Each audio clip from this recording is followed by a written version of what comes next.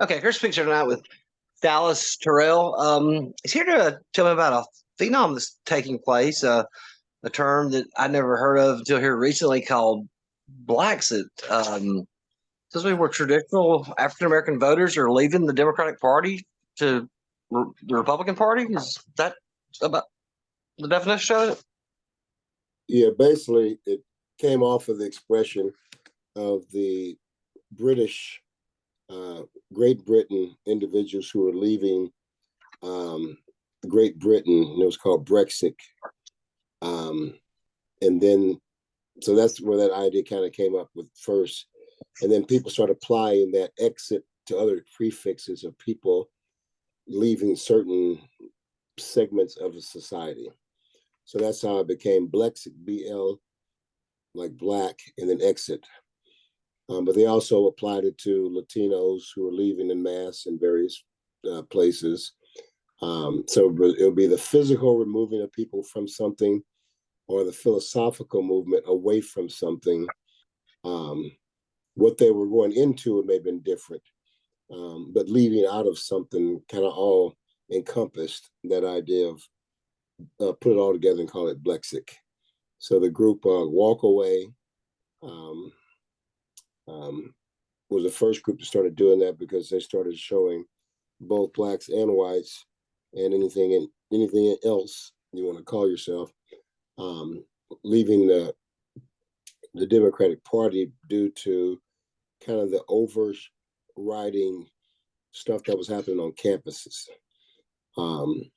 And individuals wanted to get these people's stories saying, why are you leaving? Why are you leaving? So that was called Walk Away.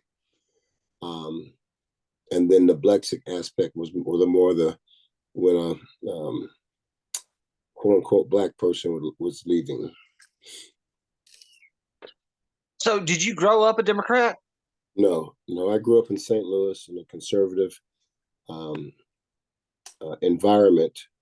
My mother was a staunch Republican, growing up in a very Democratic city. And I used to grow up hearing people talk about her and her friends every 4 years about how backwards they were and how uninformed they were and blah, blah, blah. And they stood up to them. And then after the election, everybody went home and nobody talked about it anymore. So I kind of grew up in that environment. The other environment would be knowing individuals who voted Democratic, but knowing that they were conservative in their thought patterns, but they were casting anti-Republican votes for whatever reason they thought they might have, or they were just voting a tradition that made them fit in other places. So traditionally, the black clergy in these blue cities, like a city like St. Louis, would be very heavily Democratic. But also notice the hypocrisy in many of these situations because these individuals, if they could afford to, they moved away from St. Louis City, which was heavy Democratic, and they would move to the county, which was heavy conservative. So the idea was that, okay, I want to vote a certain way, but I'm not going to live around here. And I saw how that was just highly hypocritical.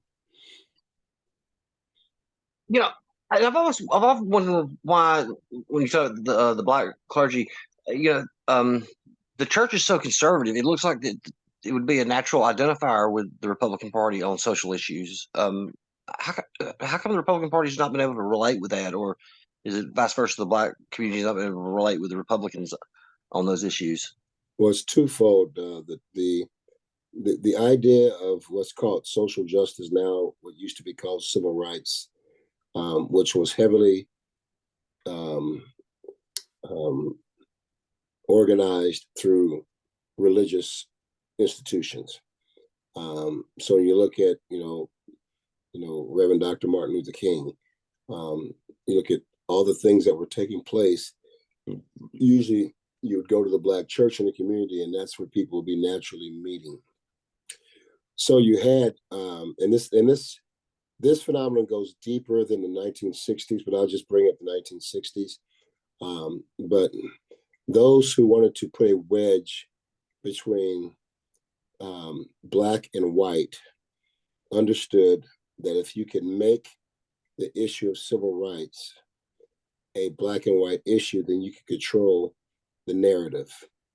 And that narrative being that a certain party is for blacks and a certain party is for whites. That made it simple, that made it clear cut.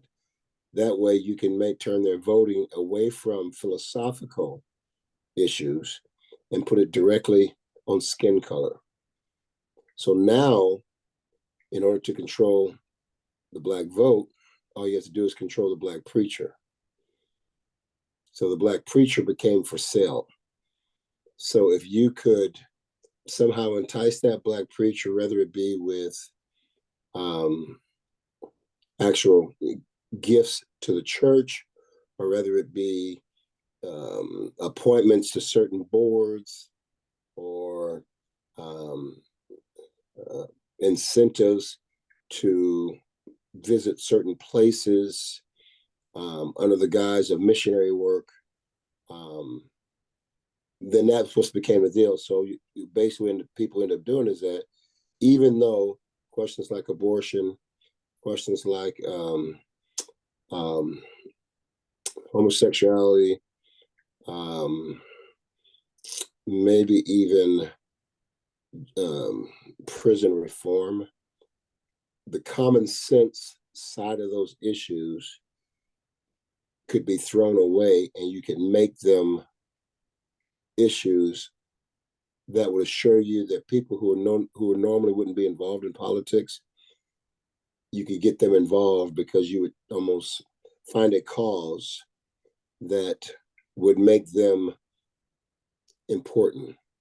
So then you have the rise of the Sharptons, the Jesse Jacksons, these individuals during the late 80s, who all became authority. So anytime anything happened in the black neighborhood, who did they put the camera in front of? I remember that. It wasn't in front of conservative blacks. Conservative blacks were basically told, your opinion doesn't count. So you're a young individual who's growing up and you're involved in community service, or community activism is what it's called now, but it used to be called community service, that you don't see people who disagree. You see everybody in lockstep saying the same thing, being against the same thing, being for the same thing. That becomes attractive, because now you never have to work for anything. All you do is just put your name up there and say, hey, I want to talk about anti-guns or something. Okay, you correct, you hit all the boxes. You're black, you're young, you're angry, and you're for gun control. And the person says, well, I'm also against infanticide and abortion in the black community. Oh, we don't want you to talk about that. We want you to talk about this over here. So that becomes the narrative. So it just becomes so much easier to get individuals who call themselves leaders to come down on the side on these particular issues, because they know it gives them instant credibility. And the people who they somehow represent, they end up walking lockstep also, because there's a pressure and nobody wants to be called names. Like I told you, I grew up hearing my mother and her friends be called names. Names weren't a big deal to us. The idea was that call me what you want to call, but we're always going to get back to talking about the substance of the argument. The policy is what we're always going to get back to talking to. Well, of course, you keep talking like that, and eventually people stop asking you questions, because now they know you can't be controlled if they put a camera in front of you. So a person wants to talk about, quote unquote, prison reform. Okay, they put a camera in front of me and says, okay, I believe how we deal with incarcerated individuals needs to be reformed. But what I'm concerned about is repeat offenders. Let's talk about these individuals going into programs prior to getting out of prison, in order to get them ready for the outside world, get their families ready for the outside world, get those who they offended in the outside world let's reconcile those particular things, because I'm finding that the people that I talk about and the people that I knew through ex group called ex felons um, were individuals who just could not handle the difference of what it was like 30 years ago. Now they're out. They went in when they were 17 or 18. They did 25, 30 years. Now they're out. And the world just has changed so much. You just look at you and my lifetime. Yeah. So, you go in a situation like that, you come out, you don't have any coping mechanisms. You have not established any kind of support systems prior to getting out. Well, it's quite easy to reoffend. So my idea is, okay, my idea of work reform, prison reform, is to deal with the individuals. Whatever they did, they must pay the price. But then those individuals, after they've paid that price, let's give them all the tools that they need, identify those things they need, so they can become a part of the solution instead of continue to be part of the problem. Well, nobody wants to talk about that kind of prison reform. They just want to talk about letting people out early, which can be fine. But then you don't want them I to come actually live had back. this conversation with Chris Christie the other day. I don't know if you're familiar with him. He's an attorney in Birmingham, and that's one of his main things is prison reform. So that should be teaching some types of skills where they're able to get a job once they get out of prison, instead of like what you said, become just a revolving door going, back in incarceration. They're not giving any help. They're just putting them right on the street. Right. And one of the reasons why that is not as popular, number one, it takes more work. But then number two, that kind of work usually requires a spiritual element, and people don't want to deal with the spiritual side of a person's life, um, because it convicts themselves in their own lives. So the idea is that it's this individual who offended when they were 17, 18, 19 years old, whether it was a one-time event or it was at the end of, being a juvenile for offender for 5 years and finally got busted, or the system finally got tired of them. But whatever the case, um, because of interpersonal relationships, we understand that that person's character flaws and behavioral aspects of their life is often a spiritual issue. That they devalue their own life, which that's why I call it a spiritual issue, which means they devalue the lives of others and other people's property. And until you deal with that, the WHY, a person may say on the surface, well, I needed the cash. Okay, well, why'd you have to kill him? Well, you have to devalue somebody first, lower them to a commodity, so that taking $100 from them becomes more important than this person's life. This fact that this person had parents, a person maybe had children. Those are spiritual issues. And oftentimes people who are involved in these things are very secular minded, and they don't want to talk about spiritual stuff. Let me ask you this. Talking about spiritual stuff.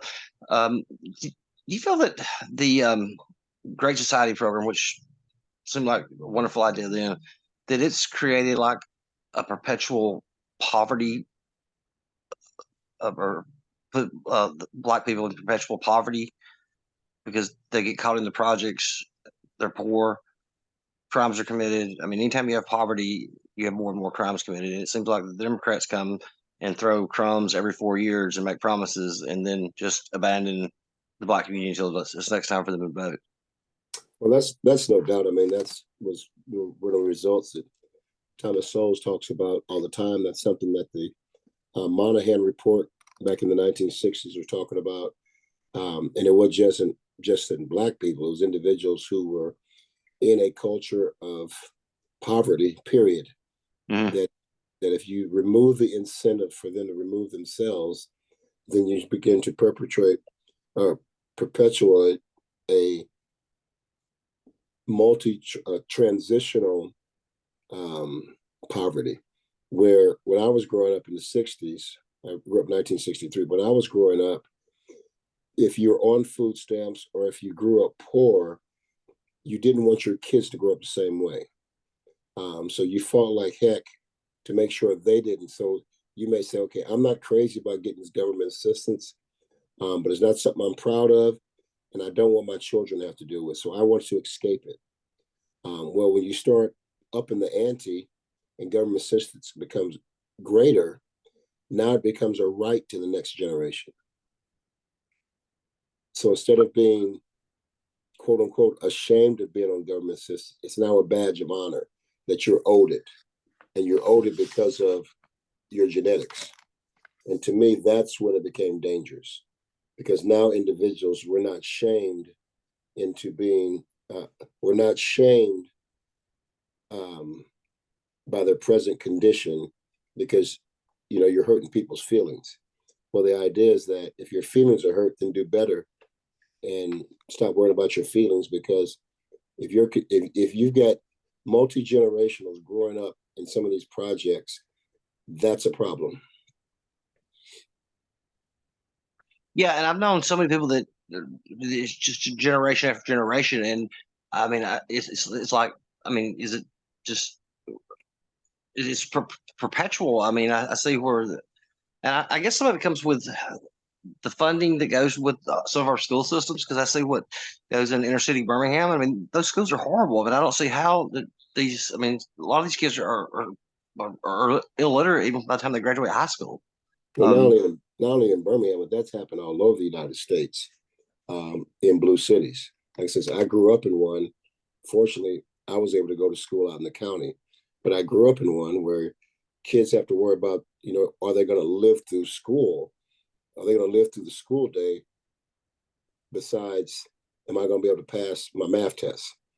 Um, you know, I don't know where you went to school that, but we didn't have machines you walk through metal detectors. Um, I graduated in high school in '81, but I know high schools in St. Louis where kids had to go through metal detectors during the early '80s. So in that environment, you have young people. It's hard to focus on learning if you keep growing up around death and destruction, um, and being worried about just your basic safety. When that becomes a way of life, then all other basic things take second base. that makes that makes a lot of sense when you put it that way. Because I mean, I went to, where I went to school. I mean, no, we didn't have to go through metal detectors or anything like that, and we had a great environment for learning. The uh, God, the question I was going to ask. Um, so you grew up in St. Louis, and then you came to Alabama after that, or Yes, so I grew up in St. Louis. I went to college in Missouri, Southeast Missouri State University. Graduated in '85. Went to work in the fitness industry, which is something I've always wanted to do, and that's all I've ever done in my whole life. Um, so it's always evolved around exercise. I had the opportunity to move here from St. Louis because a friend of mine was going to open up a fitness center, and he wanted me to come down to Alabama, Huntsville, to help him run it. And that was in 1989. I was looking to get away from snow, crime, and traffic. Um, and Huntsville was very attractive to do that. Um, Living in the city was not as exciting when you have to go to work. You know, when you're young and you're playing around and you don't have any responsibilities, having all that action in the city can be exciting. But when you have to go to work, um, get back and forth to work, want to be safe, now those particular things become liabilities. oh, I remember the question I was wanting to ask you a while ago. You was talking about when they divide, on party. Why? And I never thought I'd be considered a part of the media, but why does it seem that the media is so hell bent on keeping people divided on racial issues? It's one of those aspects, you know, talking about when if it if it bleeds, it reads. what are the first stories in most cities about somebody getting killed? Um, so if what you're having is always talking about controversy, then if you could keep a certain segment, which you'll call those the ones who are victims, if you could keep them angry, you can control them. If you can keep the other side, who because they're a certain color, they're deemed as the oppressors, then you keep them angry. So now you can control them. So the media, which is just another term for um, being in control, as you know, if a certain narrative wants to be pressed out there, you'll see 90% of the media basically saying the same thing. It's like someone's writing their script. If they decide that they have an enemy, they will gang up on that enemy. So Chris Peaks, if he calls out corruption in a particular area, individuals who hitherto may not get along, but they get along because they're going to shut you up. Because Chris Peaks does not fight by the same rules that these other people fight by. Chris Peaks now doesn't care if you don't like him because he's interested in getting the truth out and keeping people accountable who are in office. And if that means that one of his friends needs to be held in check, Chris Peaks will do that. But that's not popular, is it? No, it's not. I'm seeing a lot of that now. Because it never ceases to amaze me how and I've never understood why the media has this narrative. Like when Oliver Anthony song came out a few months back, Richmond over Richmond, and I mean, the next day the media has this called the right wing Mm-hmm. alt right national anthem, Right. the racist song you've ever heard.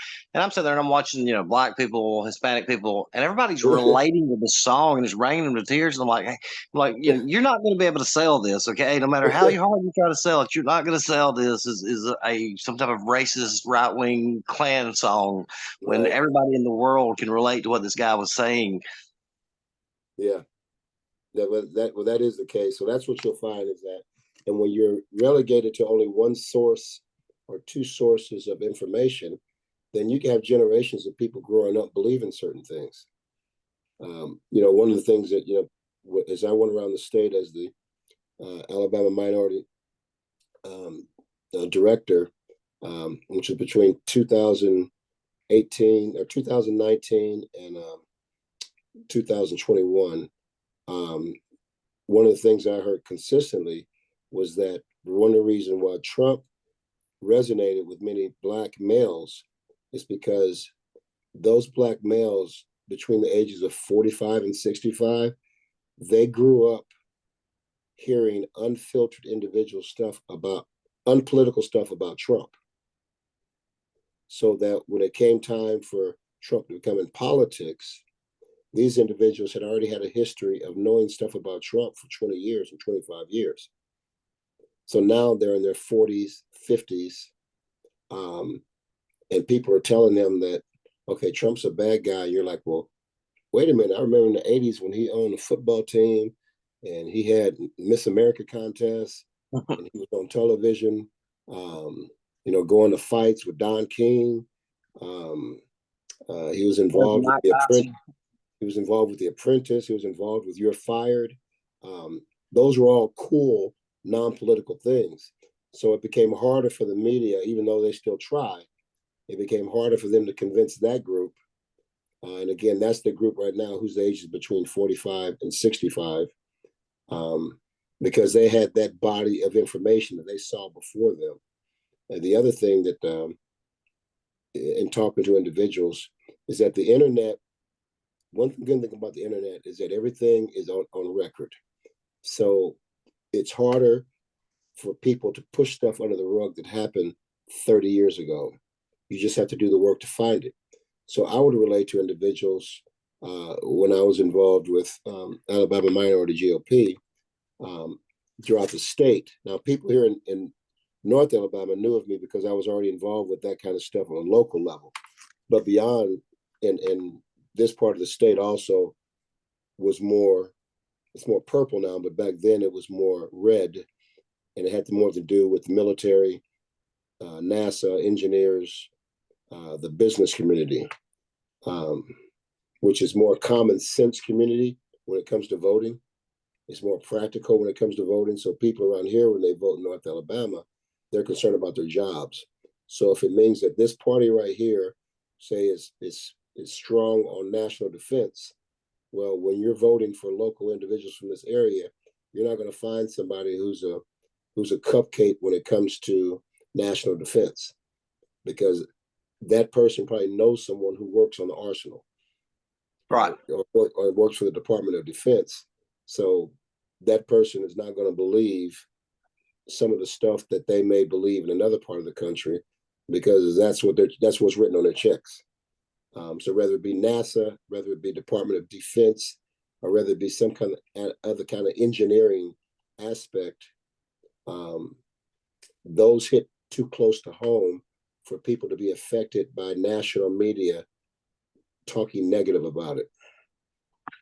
Let me get your opinion on this. Joe Biden, when he was a senator, I remember he was basically a soft segregationist. He made statements like his blonde haired, blue eyed child shouldn't have to go to school with a brown haired, curly haired kid. His kids shouldn't grow up in a racial jungle. Um, he said something about homosexuals were a threat to national security. You couldn't go into a store without seeing somebody with a dot in their forehead. This guy was on the opposite of every issue until it became politically convenient. How did he become all of a sudden such a social worker? I mean, social justice warrior with the black community, like in South Carolina, that saved his presidency. I mean, I don't understand how this guy. Again, the black community in South Carolina was bought and paid for by their representatives. The majority of those people, the vast majority of those people who voted Democratic, they only voted Democratic because they were told to by um, the representative. I can't think of his name right now. Yeah, But no, yeah, I know but exactly what he you're talking about. but he's been in office 50 years himself too. So he's exactly like Joe Biden. So the other part about what you talk about with Joe Biden is that Joe Biden became the media darling. He was not the Democrats' choice, so to speak. When you look at him and Kamala, when it came down when they were running for president, the two of them were two of the individuals who were kicked out first when it came. They were the most unpopular among the candidates. They were kicked out first. Well, the two of them also, we find out, they're empty suits. They will say whatever they have to say in order to get through the next election. We understand now that he's bought and paid for because all of that stuff is coming to fruition now. The stuff that he was doing with his family, the stuff he's doing with his son, people on Capitol Hill, they knew that stuff.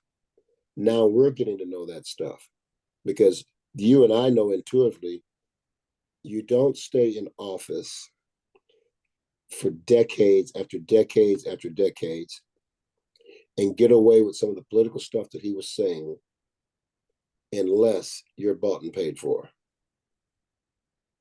And that's one of the reasons why black males were rejecting Joe Biden, because they recognize he's a fake. And it's one thing that black males, they may disagree about a lot of stuff, but if you're a hypocrite, you don't have it. There's no respect for you. Now, say for instance, a black male, and I think males in general, they don't have to like you in order to work with you, Sure. because we have the ability to separate feelings from fact. So you and I could be involved in a business project together, and as long as that you and I trust each other business wise, we're good. We're helping each other. We don't have to go out and have a beer together. We don't have to invite each other to our family functions. Um, but the media presents in such a way that, oh, you got to like this guy also. So that's when they started polishing Joe up as being the kind of eccentric uncle who everybody has in their family. You bring someone to the family union and you say, oh, there's cousin Joe over there. Don't take him too personally, but he's harmful. He's harmless. he's funny, blah, blah, blah. But the males in the house know you got to keep your eye on that SOB because before you know it, he'll be hitting on your wife. Um, so, That's a um, great analogy. so individuals, they got to, everybody had a line that is drawn and says, okay, Joe Biden, you can go this far, but if you do this, I'm going to have to get off the bandwagon with you. And so many of those lines were being crossed with Joe in the mind of males, white and black, that people begin to say, um, you know, this guy is out to lunch. His policies are affecting my bottom line now. He's no longer harmless. He's now putting me in danger. He's put the country in danger. I mean, I look at what has happened during his administration. I was reading something the other day that in what name of the sea is, but over there we've had Iran's fired over 100 different types of rockets at our ships over there, Mm-hmm. and we've become if Donald Trump or Ronald Reagan or Bush was enough, there's no way we would let somebody get away with firing at our ships like that. I mean, this guy has made us so weak in front of the rest of the world. Um, I don't even know what to say about that. I mean, it's Yeah. just an embarrassment what he's turned us Well, into. it defies logic. But we live in a country of checks and balances where one person shouldn't be able to have that kind of deteriorative effect on our country. There are individuals that are in position that should be able to, pull them by the coattails and say, "Hey, we're not going to be doing this anymore." But he is so bought and paid for by other entities who are in charge that's the media also. Um, that when a person of reason steps up and says something, then they're castigated as someone with horns coming out of their head. But fortunately, there are some independent Democrats who have stood up to him, and of course, it's becoming more obvious because of the immigration thing that's happening on the ground in some of these cities. But you look at the one lady, Miss Gabbard from Hawaii. Yeah, Um, to hear her talk is so refreshing because she had to be in those rooms having those discussions with these individuals. And she was one of those individuals saying, wait a minute, we can't say that because that's not true. Well, slowly she got kicked out, but she's still very vocal and she's empowering other individuals. So that's when we started having, some of these Democrats actually leave the party because they're like, look, I'm not crazy about the Republican Party, but I'm not going to check my brain at the door and continue going on with what the Democratic Party is going on with. yeah, yeah. I don't. When I grew up, the Democratic Party was so much more based in, especially in the South, with a populistic message. That was trying to help people instead of hand out. And yeah, the social issues. They started going more and further left. Then all of a sudden, I wake up one day and I see this. It's like the world flipped upside down, and this transgender movement is taking place. And you know, the people who were saying trust the science with the shot, now they don't trust the science that a man's a man, and a woman's a woman. And how do you feel about this right here? Because it really bothers me that this trans movement is trying to compare their movement to the civil rights movement, and I'm like, Yeah, there's no way you can compare what this to what the civil rights movement was. right. Again, that has its roots back in the early 1900s um, um, with the socialists and the Marxists.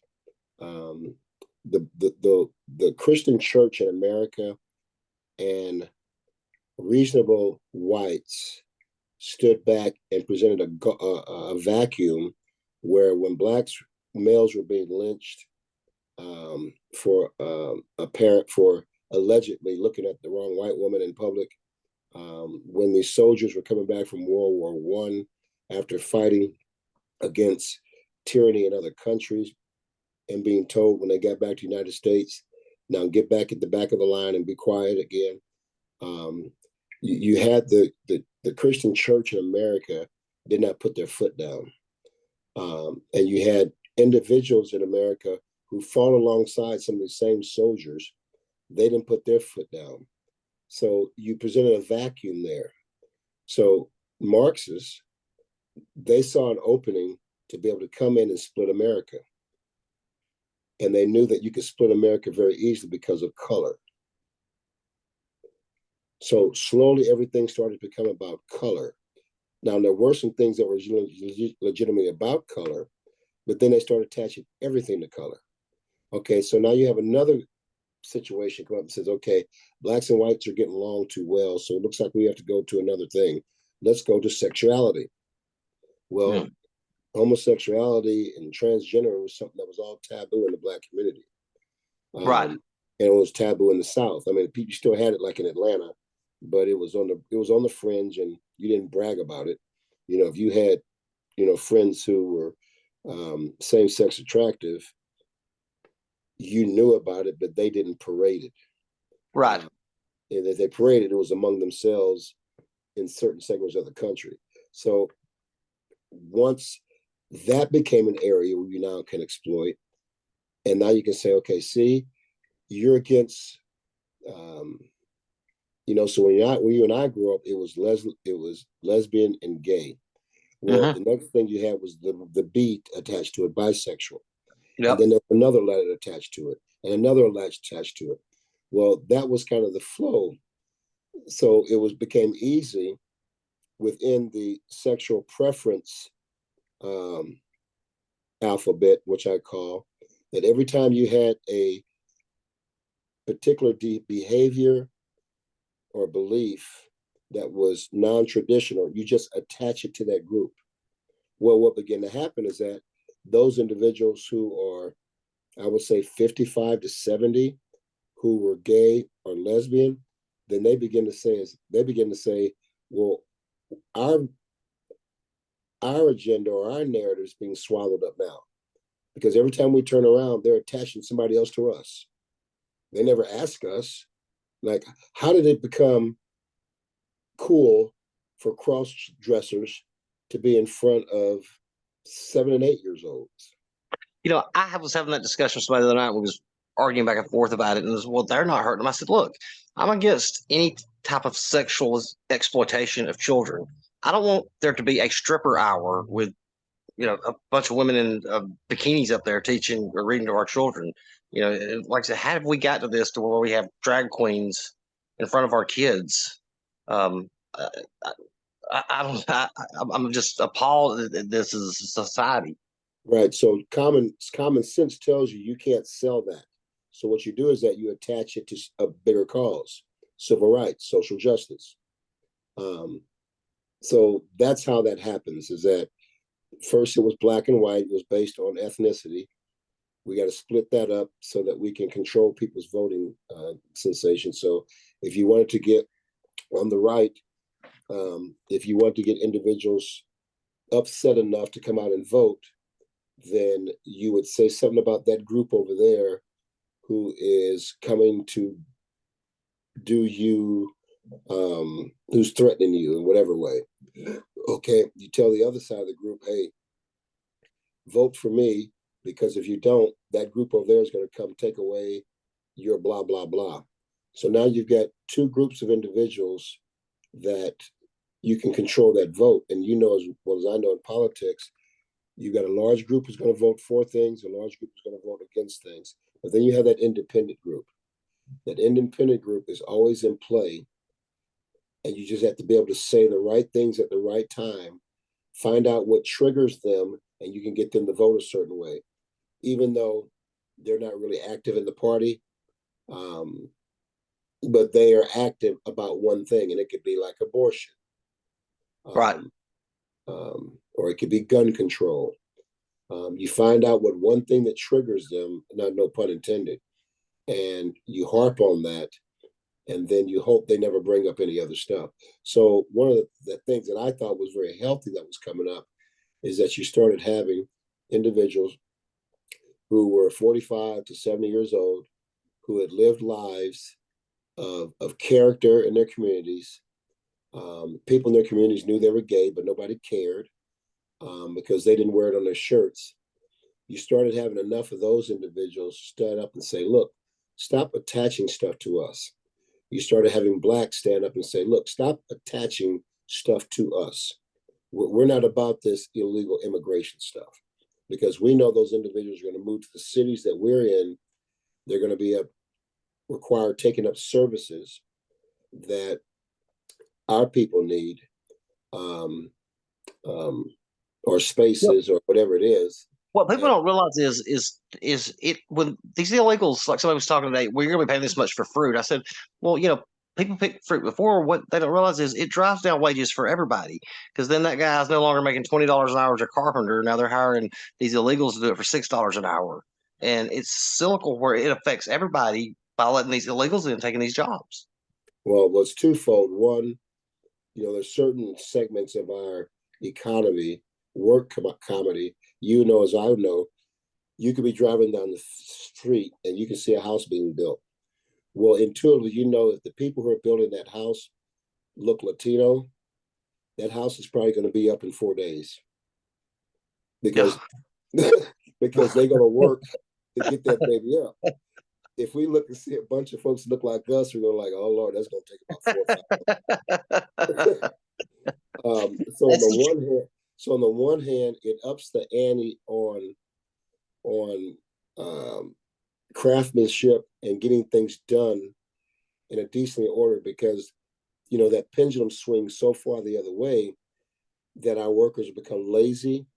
Their desire to put forth excellence in their product becomes less, because they know they're going to get paid a certain amount of money, based on if they're in the union, or based on the fact that they work for this company or that company. So you've got two full things going on. To me, it makes people step up and say, look, if you come here and you're willing to work and you have a sense of excellence, the market is going to reward you. If you're not going to be like that, it doesn't matter who you are, what you look like, nobody's going to hire you. Hey, let me go back to something else. So, I forgot to ask you all ago when we was talking about the trans stuff. Have you noticed or heard of these terms? I mean, it's even splitting. When you talk about the letters, it's even splitting off further. Like I was in discussion, somebody called me. They said you're a cis man. Well, I thought I was being insulted, and I said, well, what does that mean? And he says it means you identify with the gender you was born with. And I said, well, I didn't need a term to tell me that. And Right. then there's some kind of called non-binary. And then somebody told me you don't know what it's like to raise a gender fluid child. I said, see, that's the problem we're talking about right there. That's what I'm Yeah. talking about. Gender fluid. I said, what does that even mean? He goes, well, my child does not identify with either being male or female. I said, no, this is not. I mean, where I'm from, I mean, I'm from the South. If I would have came home and told my father I was gender fluid or non-binary, there'd have been the church would have been over, and there would have been the laying of hands, and then he would have laid some hands, and you'd never heard something like that again. Right. Again, that's Marxism. It attaches names to stuff, puts people in categories, and then tells them how you need to act. All that's part of a system to divide America. One of the people who developed the critical theories understood that the reason why America did not go communist during the early 1900s, when you had both Republican and um, Democratic parties kind of in their own agendas during the early 1900s, they understood that the reason why Americans were not going to accept communism is because of it's called the United States of America. We have to get them divided. So socialism became the back door that the communists were willing to use in order to divide America. And they thought they had won the day during the Depression. But the problem was that areas where communism was in control, they were as worse off as the United States was. So it's like Right. they couldn't brag and say, see, capitalism is so bad, it's destroying this country, therefore you should take socialism. Because the next thing the person is going to say, well, where is socialism working? Well, they couldn't say that because people from socialist countries, as bad as America was, they were trying to come to America. So the hypocrisy get exposed. So anytime you have these new terms coming up, if you just follow back a generation, and you'll see that it's all a part of some type of identity politics that comes forth in order to divide the traditional ideas of America, number one, and number two, to Trojan horse in some other idea that's very destructive that the communists don't even accept in their communist countries. It's kind of like, say, with, you know, what is it that we've learned that Muslims do to homosexuals? Oh, they'll cut their head off. All right. So that's what you understand that in those Muslim countries, that's why those individuals want to come here because they know that, okay, I can come to America and they can call me bad things, but they're not going to cut my head off. Right. So that is one of those things that once it happens in the United States, individuals who want to use these groups, they don't care anything about them. These progressives don't care anything about blacks. They don't care ultimately things about homosexuals because you let a homosexual say something that's against the narrative, they'll turn on them in a minute. All right.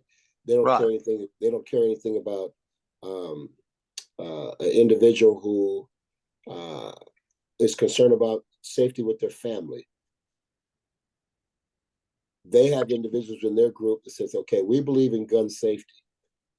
But then you turn around and they live over in Greystone, where there's fenced in gated homes. Right. Well, of course you don't care about it because you folks can't get in there because you've got an outside company working security. Well, they don't have over that investment. No. So when you make that 911 call, they're not going to even call the police. They're going to go ahead and call the coroner because it's too late to call the police. Because when they come up, ain't nothing but bodies around and nobody's talking. And that's every night it takes place that you look. I mean, Exactly. every So you got people with common sense over there. They're not talking gun control because they know that is just a lie. Because criminals don't obey rules. So make yeah, all we had the whole thing about the constitutional carry thing. It's like, look, you're not worried about the guys with the permits. The guys getting the permits, not the guy you got to be worried about. exactly, exactly. When we're talking about this thing a while ago, what I really am worried about now is, we've seen this. I was talking, trans continue to evolve. I'm afraid the next thing that's going to happen is we're going to see somebody use a defense, a pedophile that, oh, I was born this way, I can't help it. I was just naturally attracted to children. I'm afraid that's what we're fixing to see people start using a defense of next. Well, you say fixing too because you live here in the South because that's already going on in these blue cities in the West and the Northeast. Has it? I must have missed it. I mean, there's whole communities of individuals. Look at Seattle. All right, when you look at Seattle and you look at these people who agreed with having these zones where the police could go into, well, you and I had common sense to know that, okay, what is that going to look like 5 years from now? What is it going to look like 10 years from now? You and I know when you hear someone talk about a sanctuary city, okay, it's cool now, but we know what that's going to look like in 5 years. We're going to know what it's look like in 10 years because when you allow anything to go on in a particular area, the next generation of people who are involved in that activity become more emboldened and they become worse and worse and worse. But you and I look at things logically. Thankfully, there's still some of that going on in certain segments of the country. But those who want to divide America, control America, that's the narrative that you're constantly going to see. And they'll continue to push the envelope. They'll continue to push the envelope. And hopefully there's enough individuals who stand up that says, okay, that's where I draw the line. You're not going to do that in front of my kids. You're not going to have a guy go into a woman's bathroom. You may allow that to happen in Chicago, Seattle, Portland, San Francisco, but let a guy go in the bathroom and my granddaughter's in there. Again, you don't have to call the police. You need I, to call. I, You need to call the coroner. I said something the other day about how whoever signed off on this, that we've got men out there competing in women's sports. Like, I mean, if I had a girlfriend or daughter wrestling and some man comes in there, you'd hear all about it. I mean, Yes. you'd hear about it because it would be all in the news. I mean, Fox 6 News would be interviewing everybody down there about that crazy white man that came out of the stands because I would go ballistic if so over something like that. Yes. Yes, because also in that situation, you would have a parent somewhere, even on the same team, that would say that no, we're not going to have this on this team. I mean, and I would like I would want to know who signed off on this. I mean, because it's such a disgrace to what they did to female athletes when you have these girls out here competing, and then you've got a 6'3", 212, 20-pound man come out there to wrestle or swim or well, it's totally disgrace what they did to female athletes. Right. So you have the media that pushes that. You have certain celebrities that push that. Look at someone like Dwayne Wade. Dwayne Wade, you and I grew up with watching play basketball. That's right. Was the epitome of manhood. He was an undersized guy, came from a mid-major school, got up there and just bawled. His mother is a preacher. And then it turns around, he's got a kid who, quote unquote, becomes sex fluid. And now he's dressed up like a woman. But you and I know what that's going to look like. That what we call cute when someone's 20 years old turns into 5 o'clock shadow, big feet, big hands, coarse skin. What's that going to look like when the boy turns 40? It's no longer cute, right? I mean, right. We're only what 2 generations removed from the greatest generation ever. I mean, what would those men today think if they see what men have become today? Is uh, I mean, something went wrong somewhere along the way that we now have.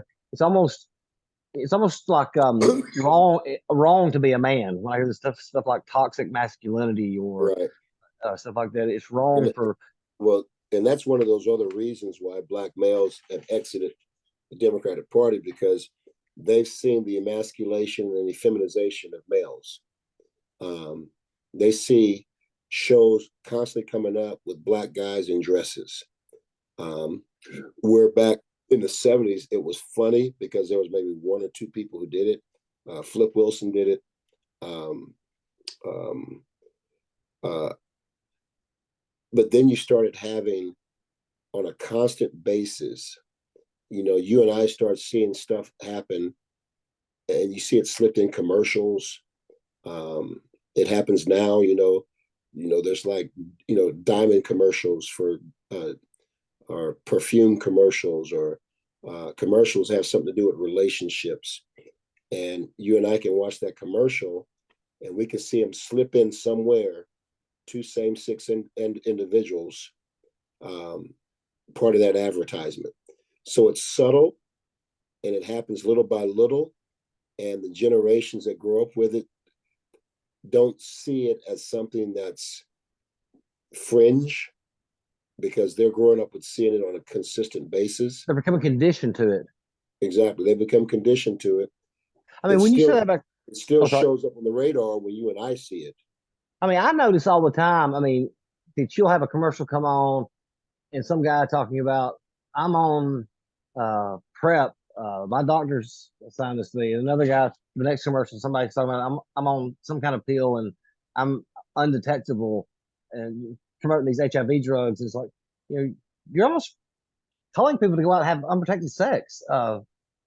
Is Yeah. what this is relating to me. I mean, and that's not something I want my kids and or any kids to be sitting there watching that. Talking Exactly. about that. Yeah, and so that's the narrative of the pharmaceutical companies.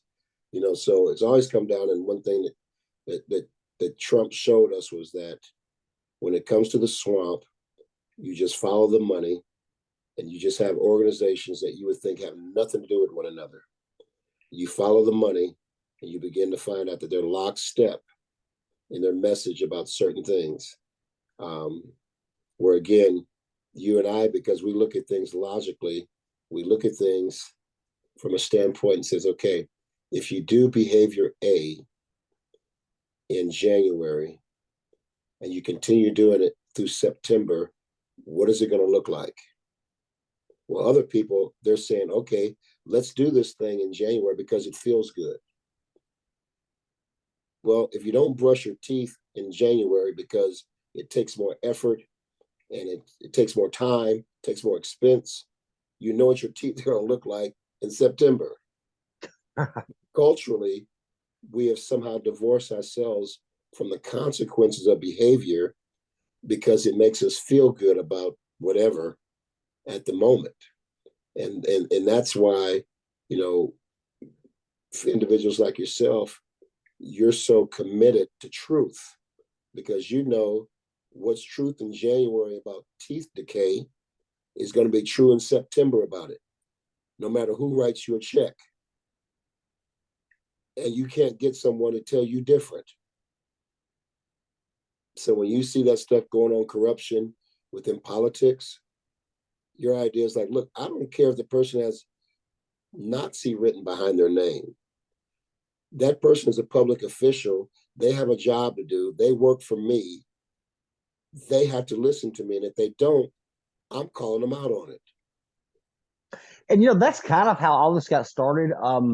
Just kind of got into this, and you have to give a lot of credit to Troy King because nobody want to talk to me. They know who I was, and Troy talked to me, and then it just kind of build, and I had next time I'm talking to senators and congressmen. But then when I focused on the couple years ago that public service commissioner race, and I seen what they was doing, and then I started just noticing this mass corruption that was going on, and just I started following all of this, and because these people need to be held accountable. They're robbing us blind and getting away Right. with it. Right. And you don't care if they're Democratic, if they're Republican, if they're whatever. You don't care about that. No, I went after both of them. And at some point, other people in the room were probably saying to you, Chris, what you're saying is right, but I really can't agree with you in public. But keep it up, man. Keep it up.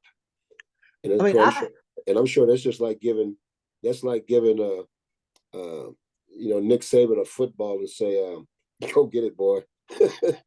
That's all somebody has to tell Chris what to do is that, hey, stop talking about this. You can't talk about this. You can't ask that question. yeah, And the, I and you, actually I had that the other day. There was a question I was wanting to ask. There was I was going to say I was interviewing a Supreme Court justice, and I was following the money, and he had taken money from a PAC from the Fort Creek Indians. In September of 2022, they ruled against White House or whatever it was, closed down the casino. Attorney General Steve Marshall are taking money from them. The governor taking money from them. So somebody said, no, you don't need to ask that question. But I did. Is that not a conflict of interest when you're taking money from gambling entities and then you're voting to shut down these bingo halls? right. So that's the thing about it. You just say intuitively, you know that the Porch Indians is probably giving money to both sides. But Yeah. what you're trying to do is just get those individuals to admit, yes, I took the money. Mm-hmm. Just admit it. Yeah, just admit it. And stop acting like I'm crazy for even bringing up the question. I mean, because it's all there. All when I bring this up on, I look at it's all on the Secretary of State's website. I mean, you can just see where every bit of it's coming from. And like I said, I don't care if you took it. Just tell me you took it. Right, right. It's I like I mean, don't have anything against the Porch Indians or any other no, Indian. They're just playing the game themselves. yeah, Um, that's all they're doing. I'm just you're telling individuals that look, when you put yourself in position to be a public official, then you open the books on your behavior. And if someone in the community calls you out on it, don't call them a name. Don't try to ruin their business. Don't try to find someone who knew him 30 years ago who heard him say a word that offended someone. Don't try to destroy the person. Just be able to say, you know what? Yeah, I took that money, but such and such, and blah blah blah. Because now the idea is going to be okay. is it a conflict of interest? And the person will say yes or no. So if it's a conflict of interest, you must do something about it. I don't know if you read the article I read the other day about the fake news in the state of how our news media is controlled by the masses and they pick their own candidates. And I was talking about Paul Sashi. The thing that they're doing now is they're trying to discredit me, and he's going around telling his reporters have been ordered not to have any contact with me or they'll be fired. Right. Um, but I'm like, you put your stuff up against mine, and let's see which one is sourced and which one's telling the truth and which one's not. Well, the key And when you're in a situation like that, you they're trying to make the eyes come off of facts and put them more on personal stuff, and that's what you have to continue to do. You says, look, Mr. Stassi, I have nothing against you personally, so I'm not even going to say anything about you personally. Let's get back to talking about what the fact is. So that's what you have to continue to do is continue to bring stuff back to the facts. When they say stuff about you, you're a liar, you're this, you're that, you be able to say, look, if I'm lying, show me where my lying, and I'll stop lying. But otherwise, this is what the issue is. It's not about me. It's not about you. It's about this issue. And the more you do that, the more that when they try to bring up dirt, all they're doing is giving you more credibility. Because you're basically proving what you're trying to say is that this politician does not have the best interests of the community involved. They're just trying to save their own bag, their own cash. Look at how they respond when someone holds them accountable.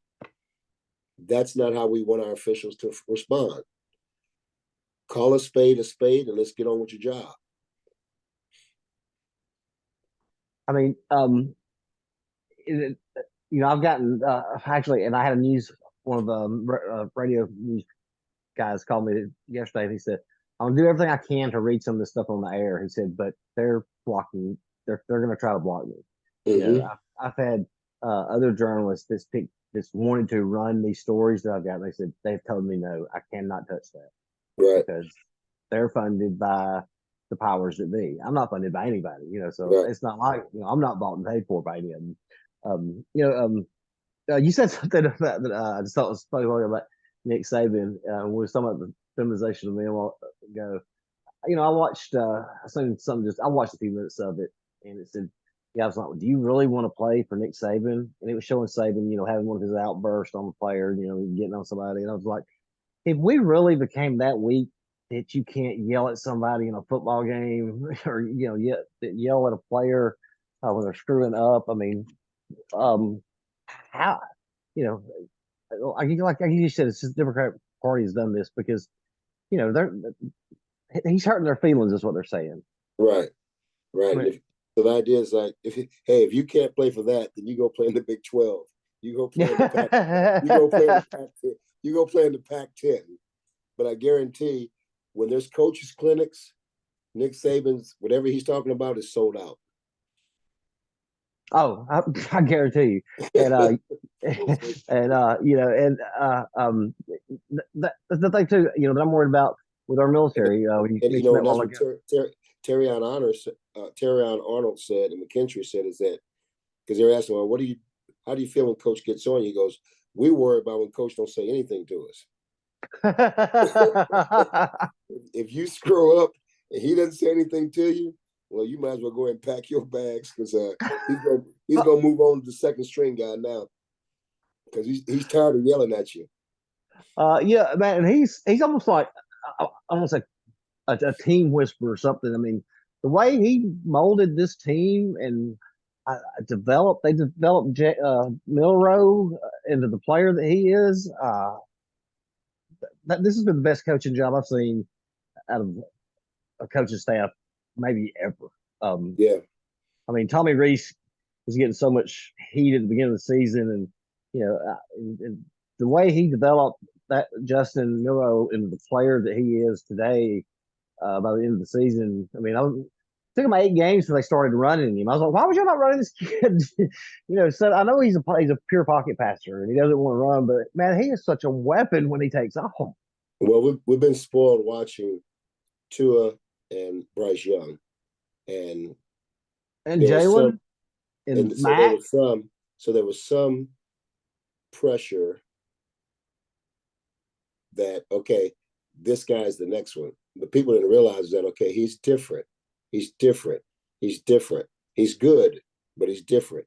So once individuals start understanding that, it says, okay, we need to stop looking at Bryce Young. He's gone. He's gone to the next level. This is what we have. Now let's go play football.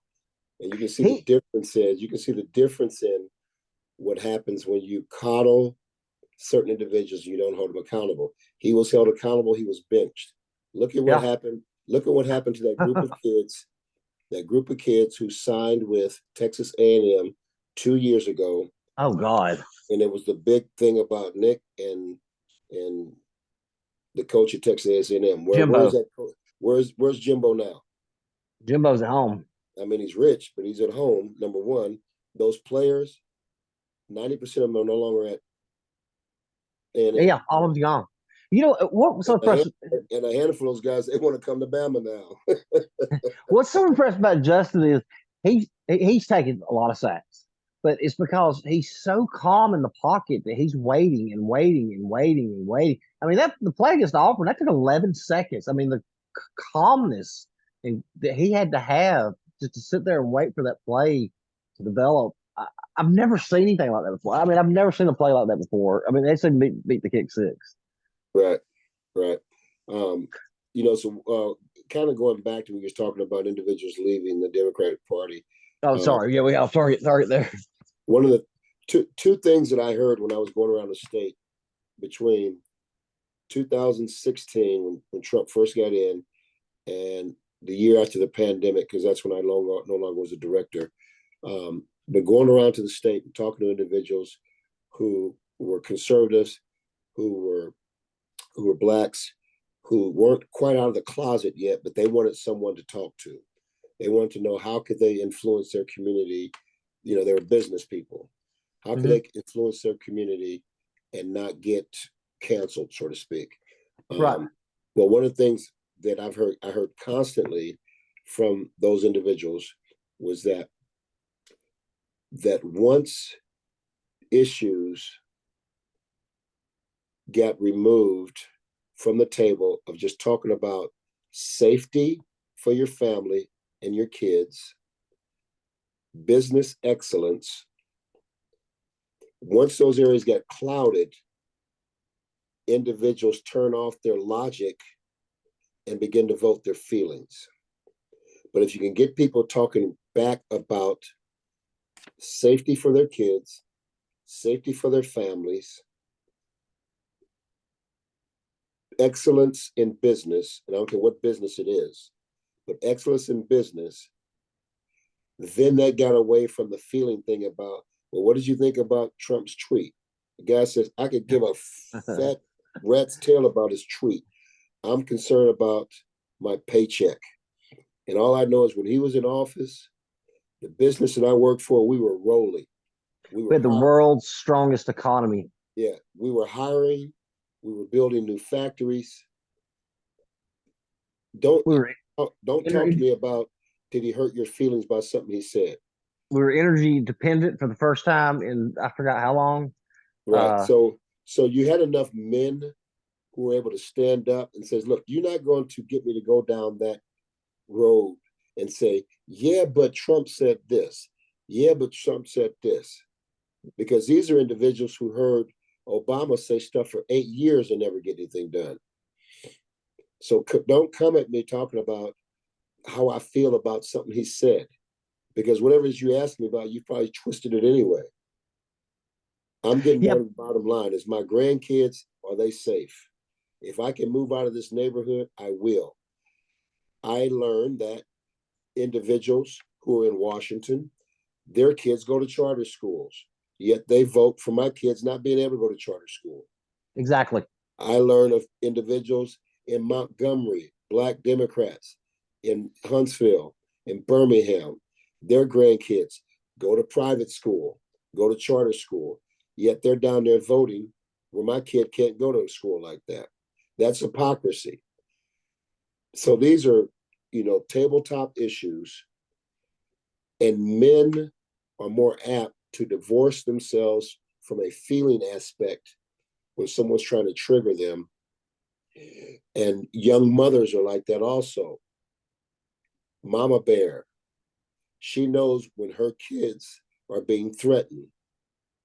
She will stand up to a politician. She may not stand up about abortion. She may not stand up to about other things. But if her child who goes to that school down the street is being accosted or weaponized, or not weaponized, but radicalized by some teacher who learned at some seminar somewhere that you got to teach these kids to go home and question their parents about authority. No, now you got a problem. Yeah, you got a major problem because it's not just going to start with questioning their parents. It's going to be any type of authority figure. Right. So that's what we have to be able to do, is that we have to be able to get people's emotions out of things and get back down to, okay, is your family safe? Can you put food on the table? Do you feel like living in America is someone special? That's what all these things come down to. So these people says, well, such and such is voted, I'm moving away. Bye. Because Yeah. the border tells you that there's someone that'll be willing to take your place. Yeah, I remember that. Yeah, some people saying that. Trump gets elected, I'm moving. And when you talk about, yeah, I remember the '80s. Trump. On the airlines. You had the board game. He was on cameo stars. The guy was a king. Yeah. And then something funny happened along the way. He Yeah. decided to run for president. And when he Right. decided to run for president, all of a sudden he's the most racist, evil human being who's ever existed. It's like, y'all didn't go after this man for 50 years, and all of a sudden now you're coming after him? Right. And that's what I was talking about with the internet. If you look back, all the way back to Ronald Reagan, every Republican candidate who ever got to the point of winning the presidency were all labeled as racist at some point. Ronald Wilson Reagan, okay, in 76, 77, I'm starting high school. Uh-huh. I recall an individual taking his name, which all have 6 letters in it, and saying he's the Antichrist. Antichrist. I heard somebody say that too. But the thing that was consistent about someone like a Reagan and a Trump was, number one, they didn't come up through the party the way the other individuals did. So they pissed off people on the Democrat side. They pissed off people on the Republican side. That's who I want to vote for. Well, see, I think a lot of it comes down to, and I kind of compare it to Bill Clinton a little bit, because the Bill Clinton '92, because now he's first. yeah, now he's not the second one, but yeah. Yeah, but they were never supposed to win. Trump and Clinton was never. That's why I think they went after these guys like that, because they were not part of the establishment then. I mean, now, of course, now Clinton's deeply entrenched in it, but these guys they were not supposed to win these elections, and they went after them with a vengeance. Yeah, and the thing that I liked about, of course, Reagan was a different era. He just joked about it. So he diffused the situation by saying, look, you guys are taking me too serious. I'm just a good old country boy who's got common sense. And then Trump looks at him and says, look, I'm not going to let you get away with that. You punch me, I punch you back. So it's a different culture, but it's kind of the same idea, is that I'm not going to let you walk on me because I'm comfortable who I am. And that is a trait that men can appreciate. That's what you're right, that I loved about Trump is when he would say something, and then the media was, oh my God, he'd double down. He didn't apologize. He didn't, because that, when you apologize, it's when you lose everything to me. Right. Oh, I'm sorry, I shouldn't have said that. No, I said it. That's what I meant, and I'm not backing off of it. Yeah. I mean, don't say you're sorry. If that's what you meant, that's what you meant. And Reagan, Reagan had great humor. I mean, I used to love listening to the Reagan jokes. That was the first president I can remember, growing up under. And and it's just it's a great time in the '80s. But like it was great. When you said talk about Trump, 4 years under Trump, I mean, I made more money than I ever made in my life. I mean, it was just rolling in. Mm-hmm. And and also think again, the points you made out. President Obama, he said all the right things. I mean, Yes. he was a great orator and probably one of the greatest of our generation.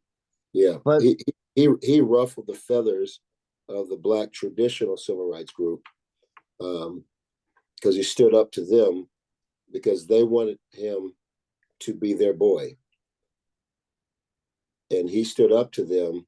Of course, he ended up being someone else's boy, but he stood up for them because stuff that he was telling them after the first election about the things that are going to help the Black community were things that were very conservative, like the dad needs to be in the home. We need to restore respect for authority. Excellence in academics needs to be taught at home and not just excellence in sports. Those are things that when a white conservative says it's racist because they call that now you're blaming the victim. But when a Black liberal said it, now it became, he's right about that, but we can't really talk about it. So both Clinton and Barack, their first candidacies, they were very right side of left. right. And then, then those who are financing them, their influence starts showing up once they can no longer be run for president. Let me ask you a question. So Obama became more enamored with LBJQ, blah blah blah, than he was toward his Black constituents. Clinton became more like Hillary, and less like Bill, so an individual will say, well, Bill may be an SOB, but he's we know where he stands. But after his second term in office, when he went through second term of office, that's when you start saying, we don't know where this guy stands now. So that you started having all these people who were Democrats, especially here in the South, became Republicans, which is when I moved here, that was the case. We could have our executive Republican meetings in a booth at Hardee's. It was that few Republicans. Yeah. After his second thing, you started having all these Republicans who were in office change office. 94. Because they were like, I can't go with you there, party. I can't go with you there, party. I mean, he went so far that basically, destroyed what was left of the the conservative Democratic wing of the party, because you used to have a conservative wing, and you had a liberal wing of the Republican Party, but it just went. Well, you had when I moved here, there were conservative Democrats who were more conservative than Republicans from Missouri. Yes, absolutely. Yeah, I mean, guys like when Bob James was in office, he was a Democrat the first time and then a Republican the second time. I mean, this guy, they call him the last Old South governor. Right. I mean, he was the last one. I don't know if you remember when Roy Moore was going to take down the 10 Commandments, or they ordered him to take them down, and he said he'd call out the National Guard. Right. Yeah. He said if federal authorities try to take down the 10 Commandments, they'll be staring down the barrels of M16s. And I said yes. Yeah, somebody with testicles. Yeah, he said. Somebody who says stuff like that. I mean, I loved it. I loved every minute when James was in office. But we just, I don't know. We're just missing that day, and I don't know if we're ever going to get back to it, because I was watching All in the Family the other night. I forgot which episode it was on, and I was thinking, man, there's no way you can make that show today and get away with it, because I'm listening to these kids that are offended by Seinfeld. I'm like, how are you so sensitive that you're offended by Seinfeld? I was listening to this girl the other day. She went to Harvard, and they was playing. Oh God, what's the guy's? I can't think of the director's name, but I think it was Othello or something. And one of the actors was in blackface, and she was Asian, and she went and complained about it. I'm like, why are you offended of all people about this? Okay, what? This movie was made in the '40s, and you're Asian, and why are you offended by this? Right. Yeah. But But it's, one of the things that next time that we have a discussion I would like to be able to get into is like, when you talk about the younger individuals who are leaving the Democratic Party. So these would be individuals who are between, say, 30 and 45. These are individuals that I was talking to when they were getting out of college. So when they were in college, they were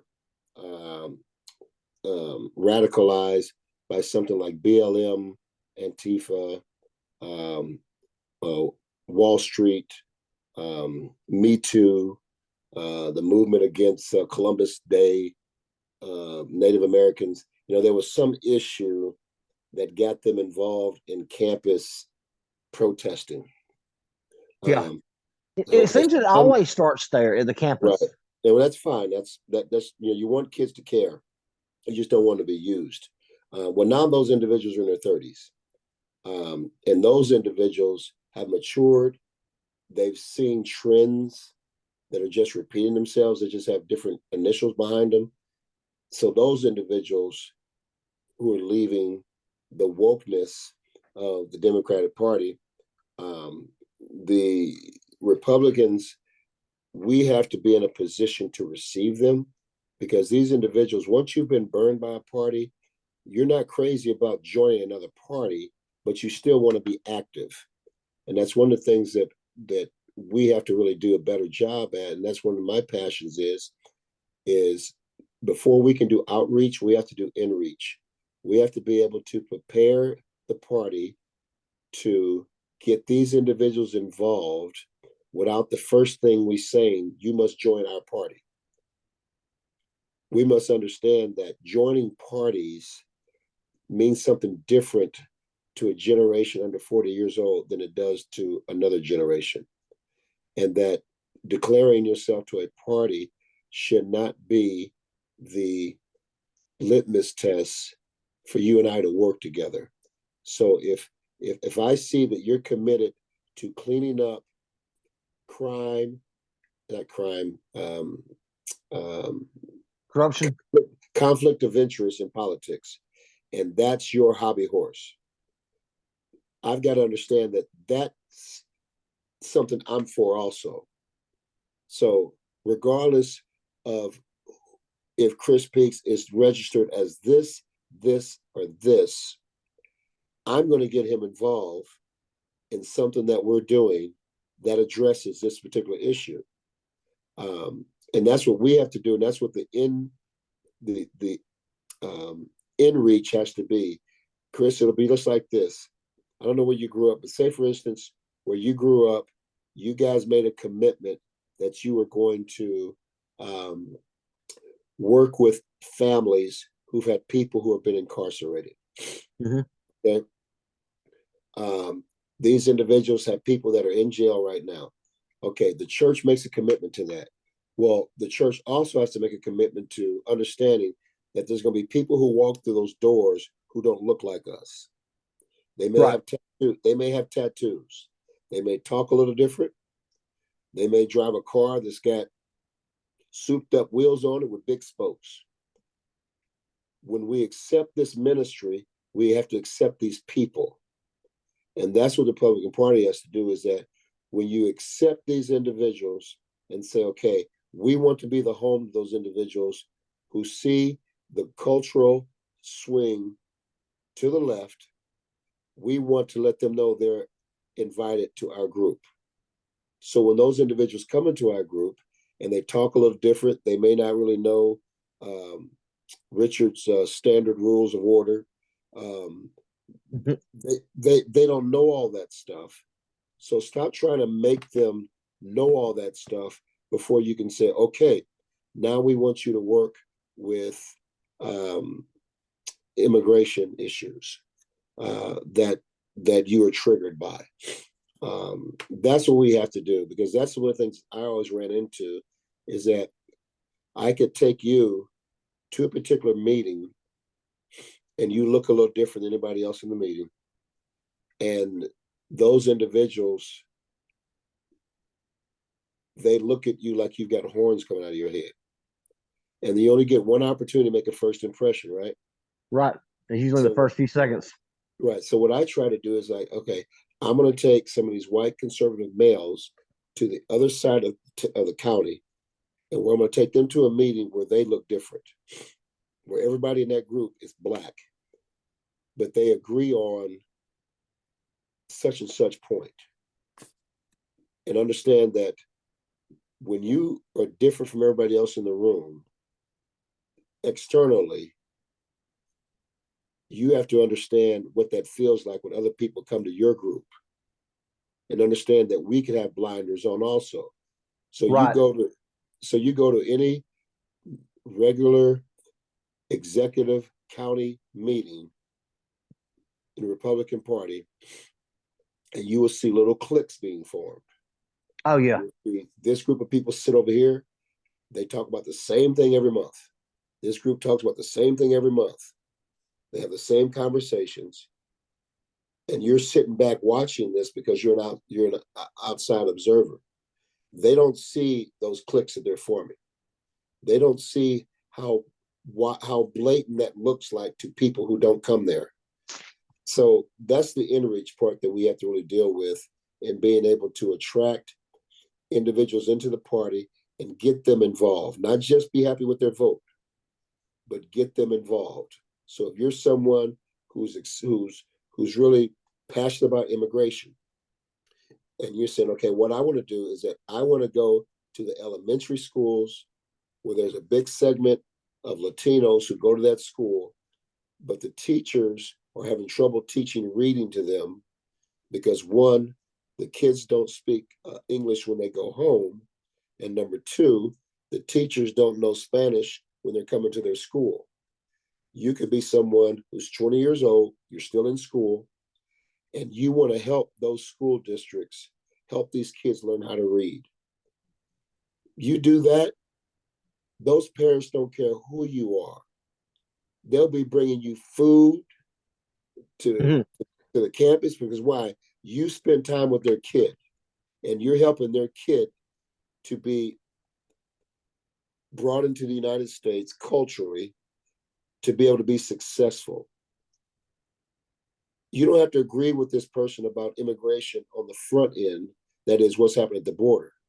But if this person who sees a problem at the elementary school down the street, and he sees that these families are struggling with just helping their kids learn how to read, you do that, hey, they're ready to join your group, brother.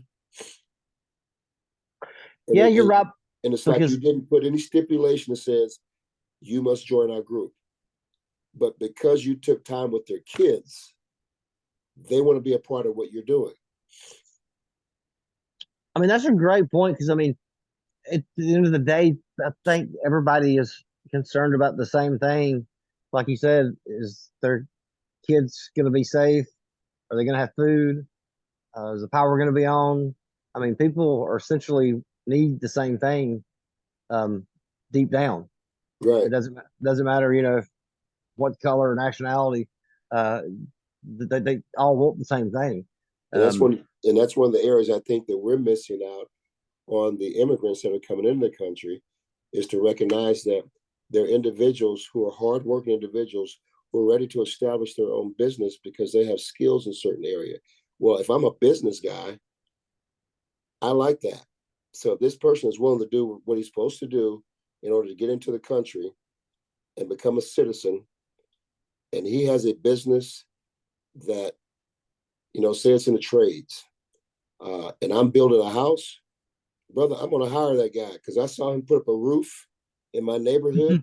He did it in record time, and it looks great.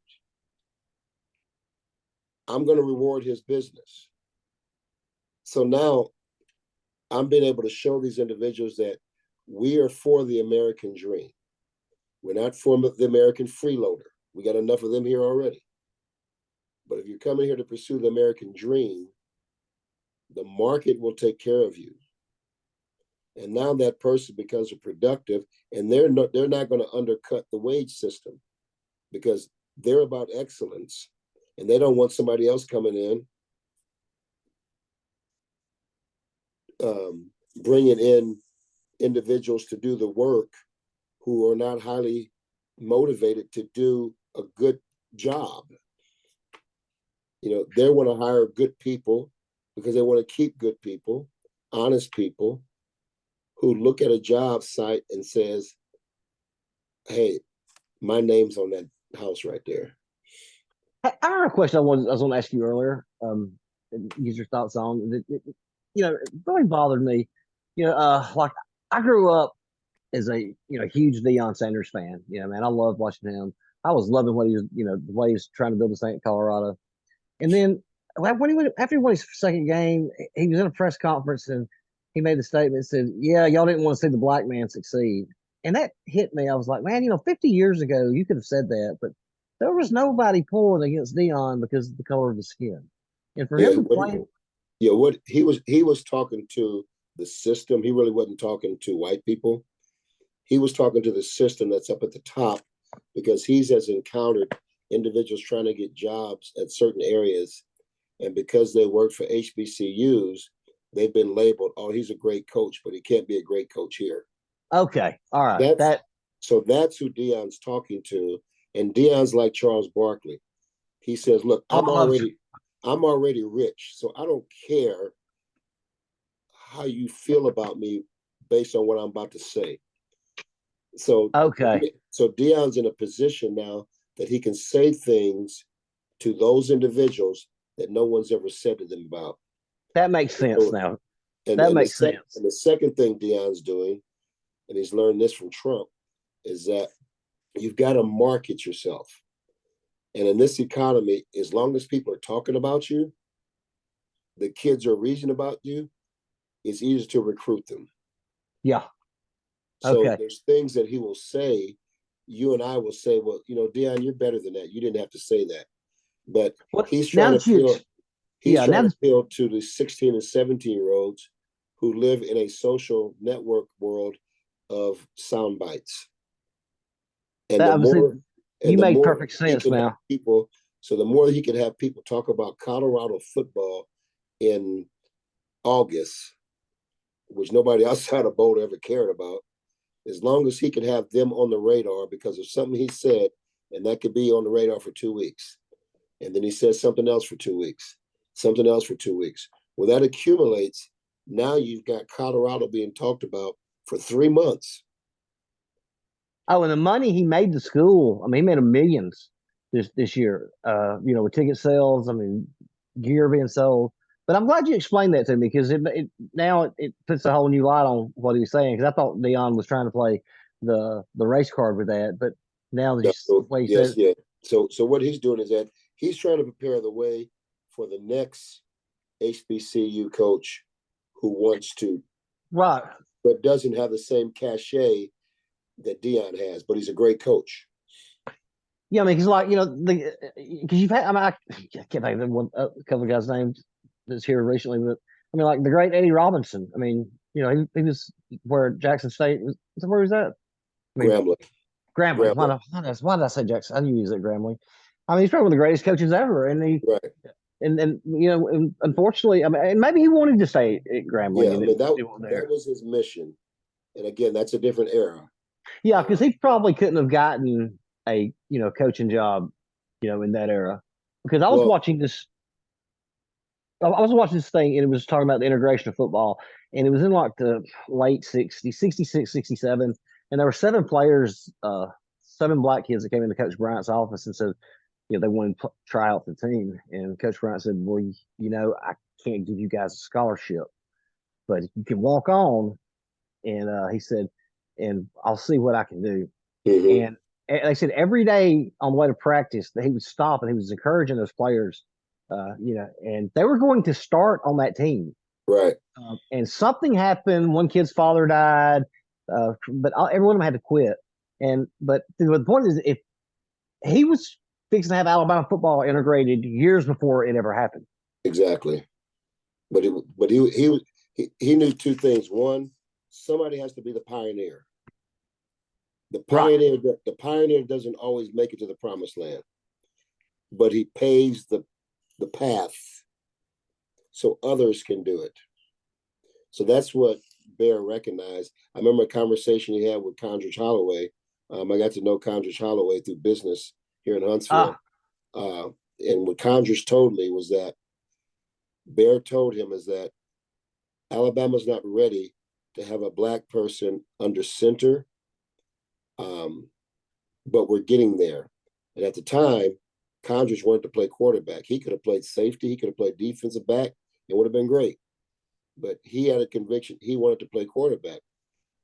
Bill Battle in Tennessee told him, look, you come here, we'll let you compete. We can't promise you anything. We'll let you compete to play quarterback. And Holloway's said, that's all I want. That's all I want is opportunity to compete. So Condridge, he's talking with Bear. Bear's being honest with him. Bear has to deal with Governor Wallace, which was a bigger issue for the state. It was more than just football at that particular point. Bear knew the only way you're going to get blacks in those positions in Alabama is that you had to start playing the teams from the West Coast and Southern Cal. And so you getting your butt kicked by blacks. Yeah, when Sam Cunningham ran all over. Somebody made the comment. They said he did more for integration in 60 minutes than Martin Luther King Jr. did in 20 years. Yes, because those individuals who are writing checks to Alabama, now they're liking, man, these West Coast Pats here kicking our tail. We thought we were the king. And I told you. I know Walter Lewis, and I had to ask him this, because this is one of those things you just got to ask. The last game, Liberty Bowl. Bryant had, I don't know what it had. Bryant made some substitutions, and Walter Lewis got up in his face and started yelling at him. And Bryant catches him by the shirt and sticks his game plan in his neck and says, "Let me tell you, I'm still running this football team." And I asked Walter about that, and he said, "Man, I couldn't believe I did that." He said, "I went back in there a few days later, and he said, I apologize to Coach Bryant." He said, "What happened was," he said, "I got mad about some substitutions he made, and I started yelling at him. And then after he grabbed me, I was like, oh man, I can't believe I'm yelling at Coach Bryant." And he said something like, "I'm glad he wasn't 10 years younger." So you got to know him from a business standpoint? From Walter, yeah. I've met him, several times. I mean, great guy. Thought the world of Walter Lewis. Another guy told me, Chris Woods. Yeah. I know Chris. I interviewed him when he ran for mayor last time, and one thing he said, going back on the job stuff again, was he was wanting to bring back where trade schools in Birmingham City schools, where when kids graduated, they had a trade coming out automatically. And that's something he's still working on, because he's working with a local guy here and dealing with it also. Chris is. Yes, Chris is. And that's one of the things that I'm trying to do also, is that these guys who run for office and don't win, we've got to keep them involved, because they're inspiring the next generation of individuals to want to run. But we've got to have those individuals have conversations with those individuals. So there's people who watched him run for mayor of Birmingham, individuals who were in their 20s at the time. All right, so those individuals are 26, 27, 28. Those individuals need to have a conversation with the Chris Woodses when they're in their early 20s. Because these individuals are successful business people. You're in college because you want to be able to get a degree and get a good job. All right. So those individuals are attractive to you, saying, okay, how did you make your money? What did you do? Well, Chris Woods would say, when I was 18 playing football, I couldn't rub two nickels together. My family didn't have a whole bunch of money. But once I got out of college, this occurred, this occurred, this occurred, and I got my first contract. But I mean, I think so the world. Chris, there was also a guy from Tuscaloosa who ran at the same time. Was a former Alabama football player. Um, I can't think of his name right now, but there's another Alabama football player, Wallace Gilberry. Yes, I've been trying to get in touch with him. So he's running. So he's running now. He Yeah, played in the pros. I've He been trying to became reach out to him the last few days to interview him, see if I can talk to him. Yeah, those individuals. When I talk to the people at the in Birmingham, they'll send a lot of these people on vacation this week. Yeah, That he says you got to remember this is the bowl season, so people are going to be out of pocket here for 2 weeks yeah. when it comes to normal activity and being able to correspond. But real quickly, getting back to what I said about Condridge. So Condridge's Oh, family. yeah. So Condridge, you know what I'm talking about? Oh, I know exactly. Yeah, I know. Remember reading the story about when Bryant told him that. Okay, so Condridge's mother and father told him point blank, "You're not going to the Major League Baseball. We want you to get a degree."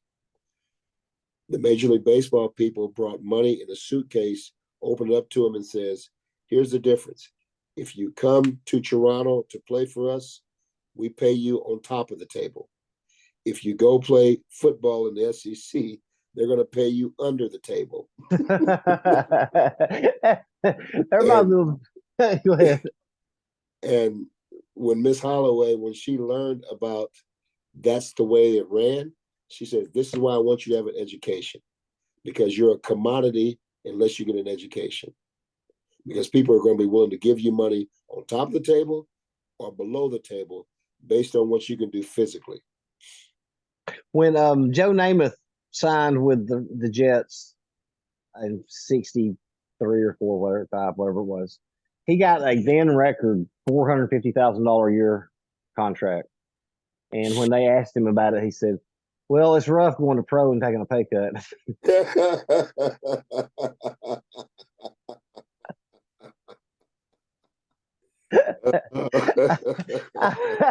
uh, uh, so, it is like I remember, Bo Jackson's mother.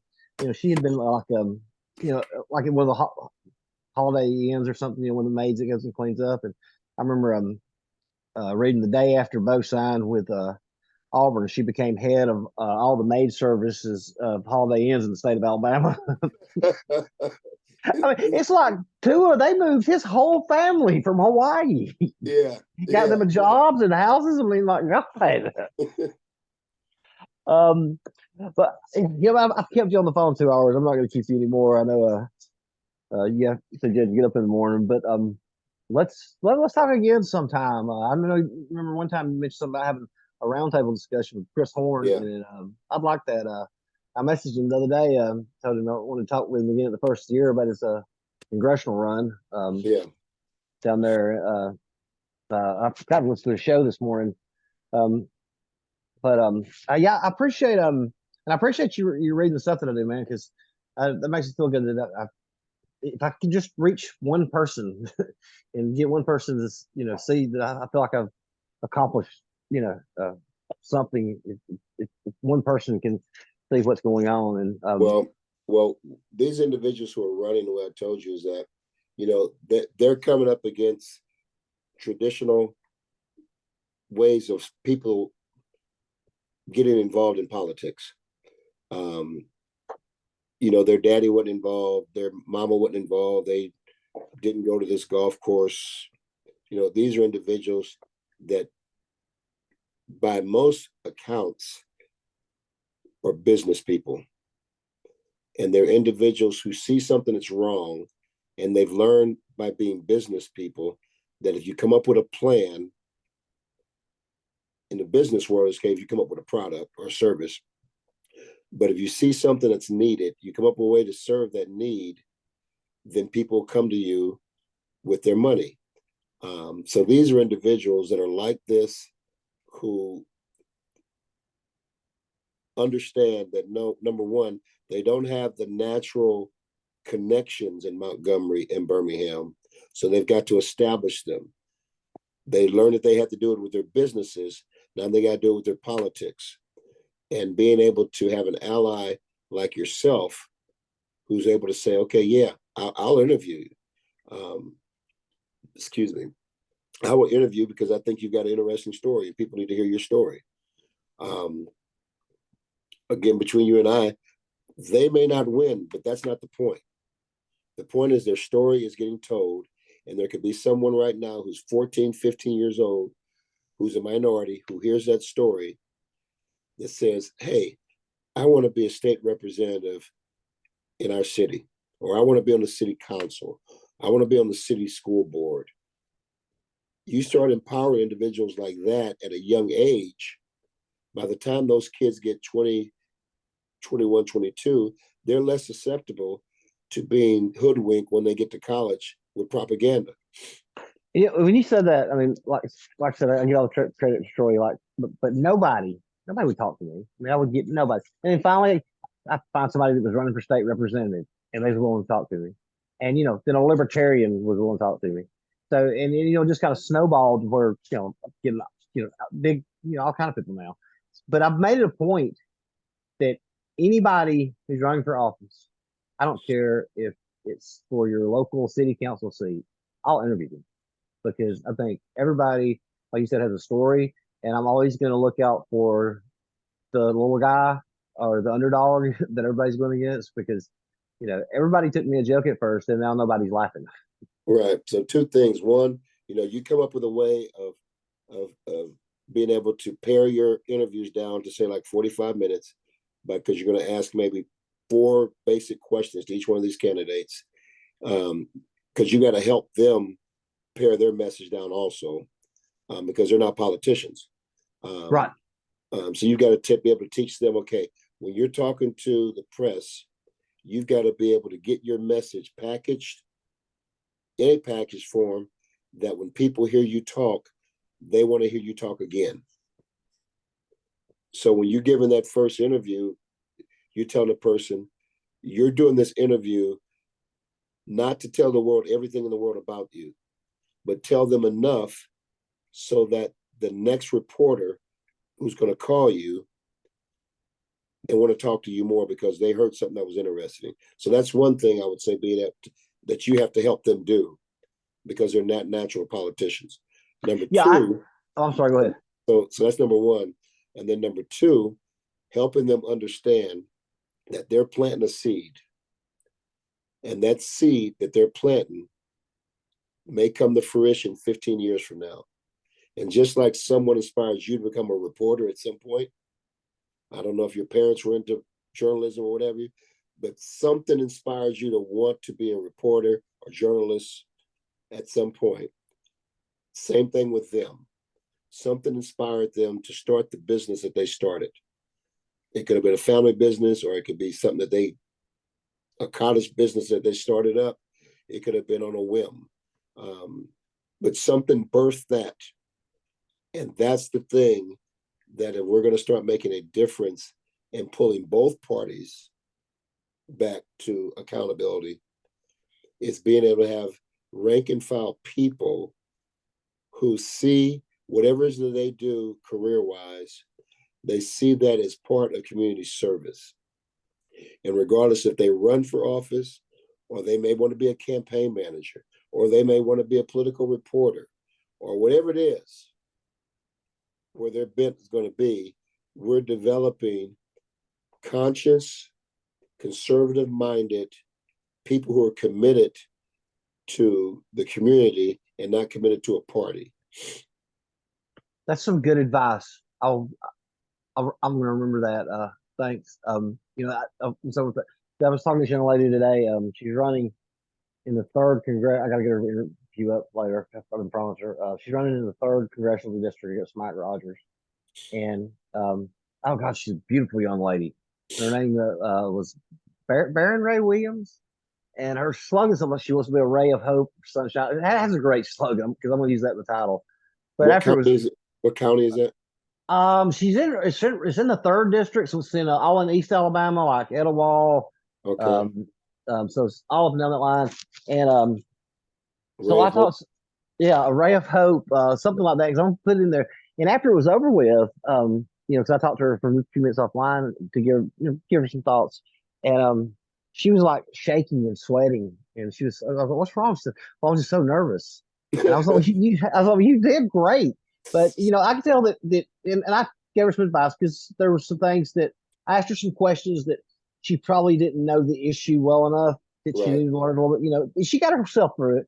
But there's not to work on this right here and work on that right there. But I said, don't be nervous because you did a fantastic job. You was one of the best people I've ever interviewed, especially to be 26 years old and running for Right. Congress.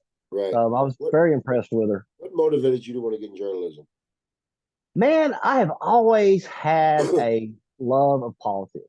I mean, ever since I was the first memory I ever have of politics was I was like 6 years old, and I remember it was the '82 runoff between George Wallace and George McMillan, and my father was holding me up to pull the lever for Wallace.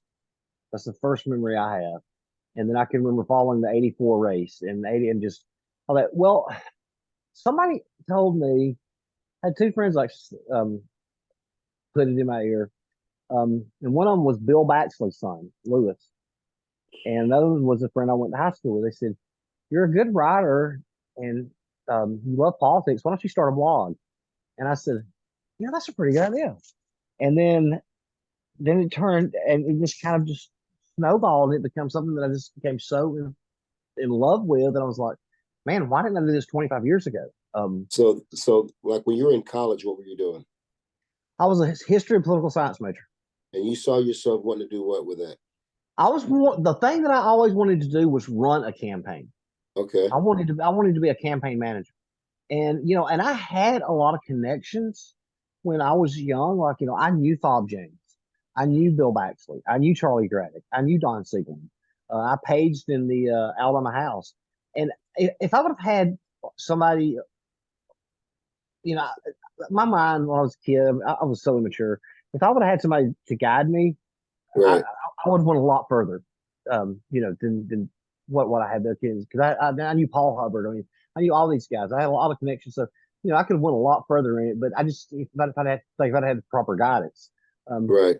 but it's what it is. I mean, I made It didn't take me long to get in these connections now. I mean, like I talked to John Merrill almost every week. I still talk to Troy King. I talked to Bill Baxley yesterday. I became friends with Stan Cook, Brent Woodall, the guy who ran for Public Service Commission when he lost Uh-huh. that race. That almost broke my heart. So I've come to know a lot of them. I talked to Ainsworth on the phone the other day. So Um, at age 22 to 25, um, you need to come up with a way to say, what advice would I give today to Chris Peaks at age 25? Because there's individuals out there that you need to connect with who 30 years from now, or I'll say just let's say 2 election cycles from now, something you say to them can give them something that you didn't get at that age. I would have told myself if I could go back now to stay away from alcohol because it led me to a life that the only thing I wanted to do for the next 10 years is be at the club, partying, drinking, and having a good time and just wasted year after year after year. And that's Okay, what I, so one of the message in that is that someone else's intoxication may not be alcohol, but it could be wanting to devalue their independence in order to be a part of the club, so to speak.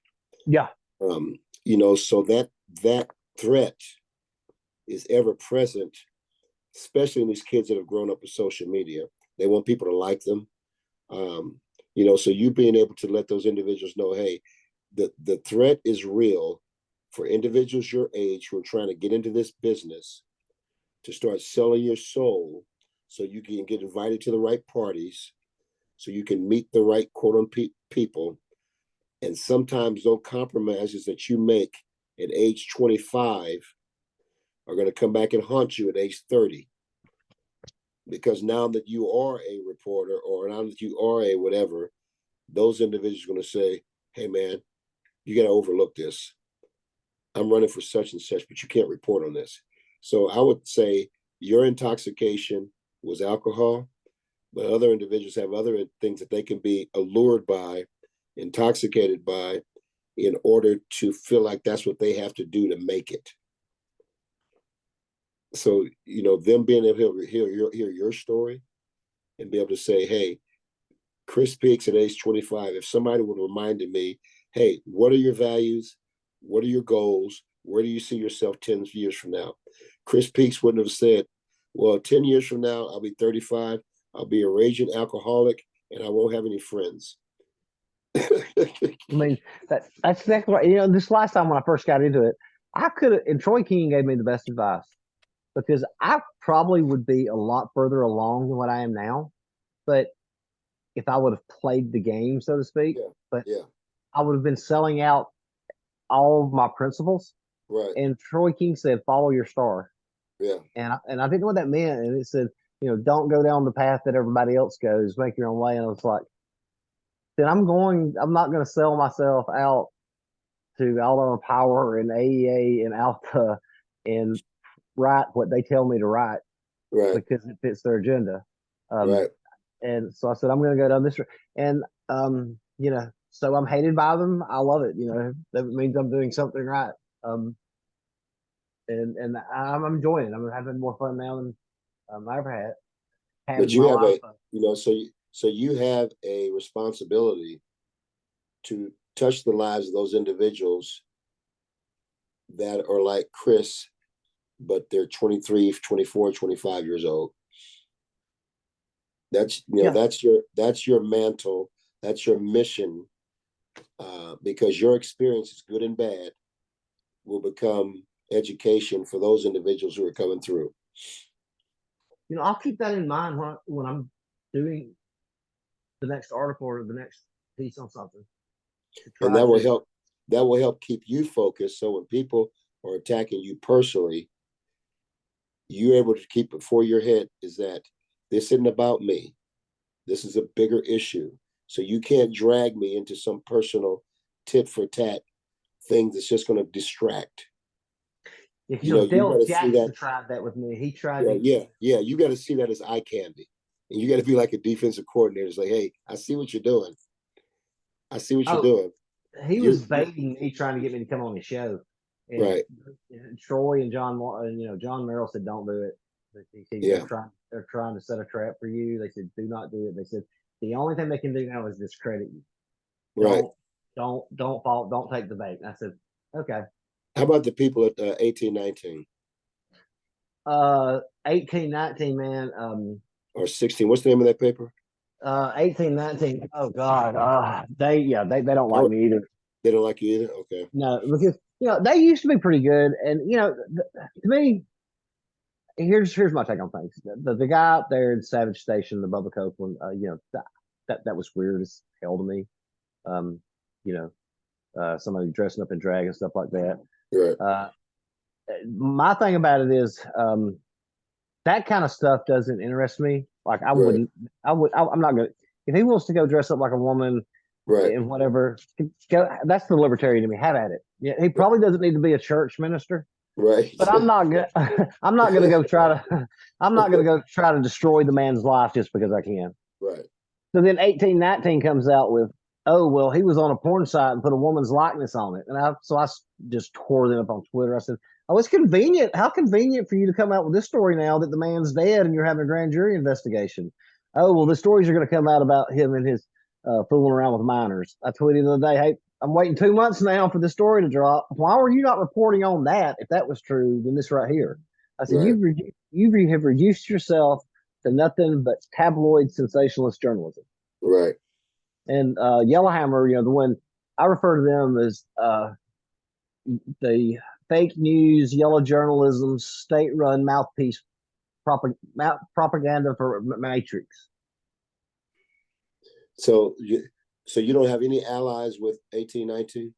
I don't have any allies with anyone out there. The only person out there who I have Brandon Mosley is the only guy in my court. Brandon Mosley is the only guy who will talk to me, who will help me out. But AL Today, who he works for, and Yellowhammer News, they will not let him run any of my stuff. Okay. There's every one of these outlets are bought and paid for by Alabama Power, Alpha. That's where they get all their advertisements from. Uh-huh. So the stuff that you see that I run, they will not touch it. They are not going to put anything negative about them. Because I was thinking that because if you could become to be known as that journalist who is looking out for the underdog, who wants to encourage individuals who don't have a traditional path into politics, you want to encourage them and show them how public service is something that could be in their future, but it may be 15 years from now. So maybe not start right off you running for this particular office, but you've got to lay some groundwork so that when you do run for office, you can be able to say, hey, 10 years ago, this is where I was. I had a desire to help this situation. I made networking with people who had like ideas. We came up with a way to help the goat farmers down in Callaway County. That's my goal now is that's kind of who I am, and that's why I want to be in public service. I want to be the news. These guys are like, I hope you read the piece what I put about fake news. I mean, they're all part of the system, and if you're not part of it, you're not going to be anywhere. I want to be the guy that, like I told him, Paul Sashi, just wait, because I'm gonna overtake you one day. I'm gonna be patient, but every day I pick up 10, 20 more followers on Twitter. I have 2 or 3 more people subscribed to my site. I have 200 or 300 more readers a week. I'm up to 7,000 people a month. I'm gonna be there, and I'm gonna be able to go with you and be on an even playing field, that the other side of the story gets told. That Right. you're not going to set the agenda, and that's how it's going to be. Everybody's going to get a fair share. I mean, even like I reached out to Terry Sewell to interview her. Do you think 1819 News or one of those guys would interview her? I'm not going to interview her. Right. So I'm not hearing, but I'm sure the constituents down there in her district would love to hear a piece about Terry Sewell. Uh-huh. Yeah. But that's the one I want to be. I want to be the guy who, y'all have tried to, you're in bed with, all your ads are paid for by the powers that be to handpick their candidates and then fund them candidates. And Paul Sashi who owns Yellowhammer News, ran Katie Britt and Tommy Tuberville's campaign, and is now Twinkle Cavanaugh's campaign manager for her reelection bid. And he owns the biggest newspaper in the state. Right. So he's setting the agenda, and I just want to be the guy that he can tell people the other side of the story and tell them the truth. And well, I think if you can, make those connections, and I'll help you do them, but make those connections with the non-traditional conservative, being able to move up high enough to start getting some publicity. It'll be harder for them to ignore you. Because I'm thinking about a guy like Wallace Gilberry, to be able to have a story like, hey, Wallace, can you tell me what you experienced going through national championship preparation? Oh, yeah. Huh.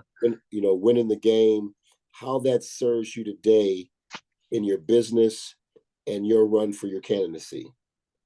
And that would be a great question to ask.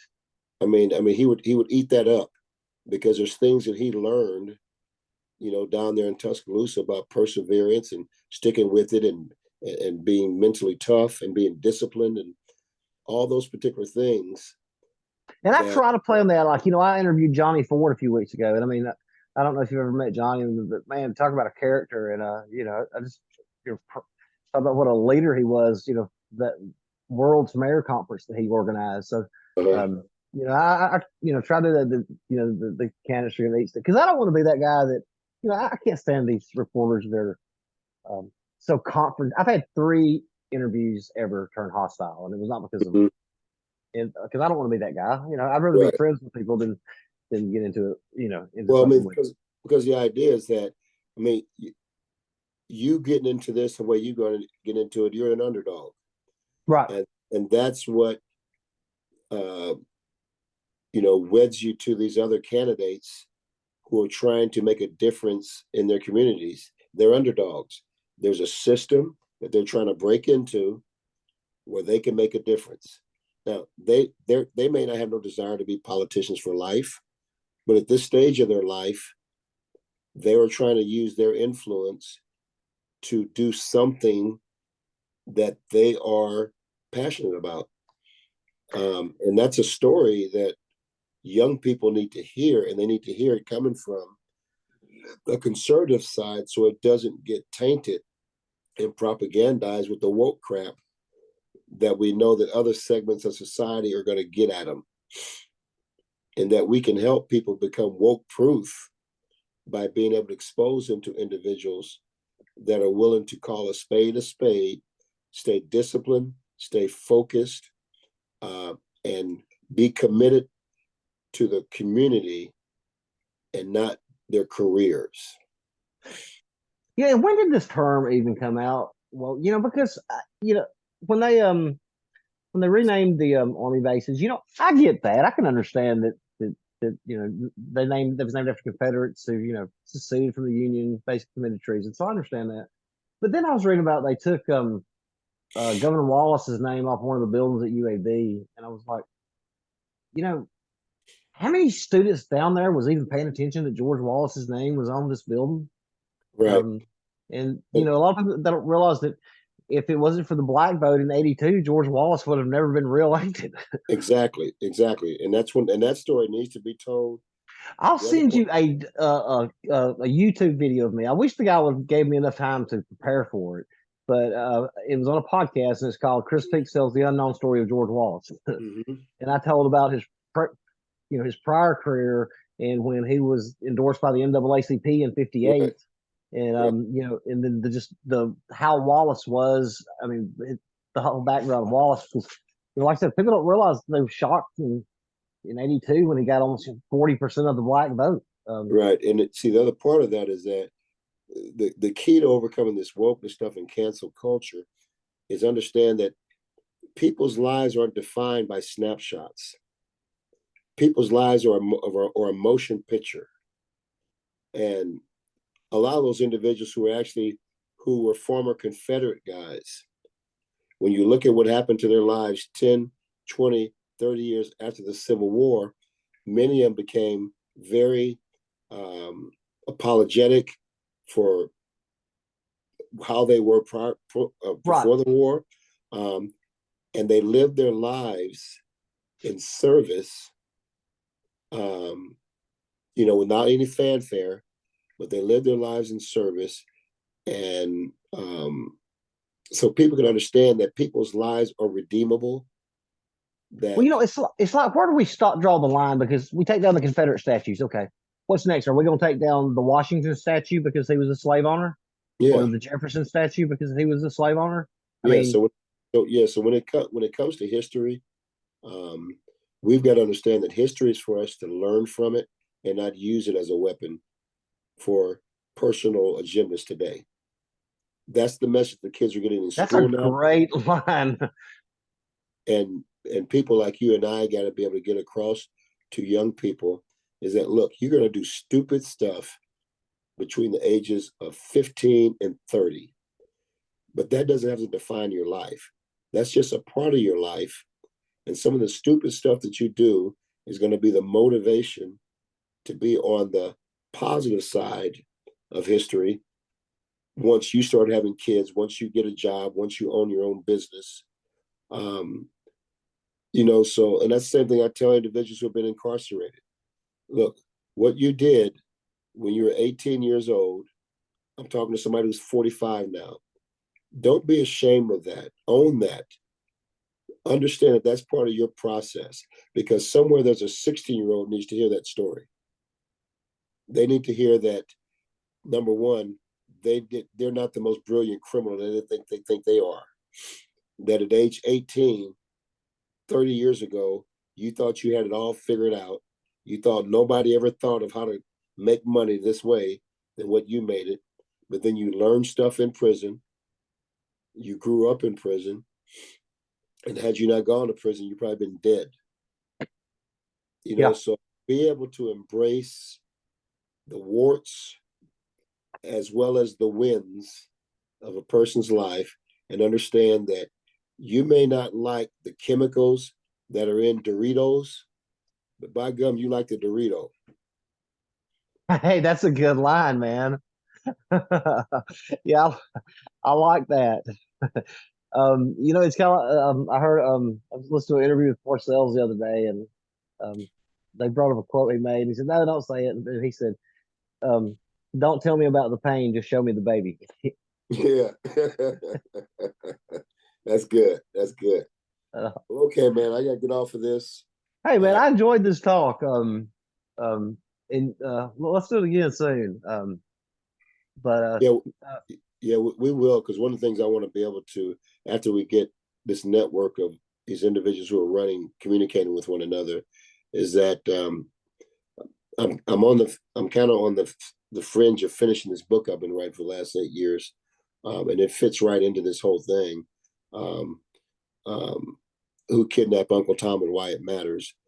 yeah, I remember you was wanting to talk to. You mentioned talking about that a while back because um, I'd like to hear about that because I hear that term so many times, and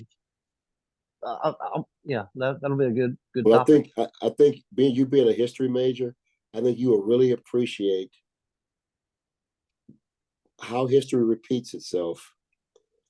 It just kind of gets recycled, and those who are in the business of dividing people, how those forces has been at play for years. And what we have to be able to do is look back and see trends.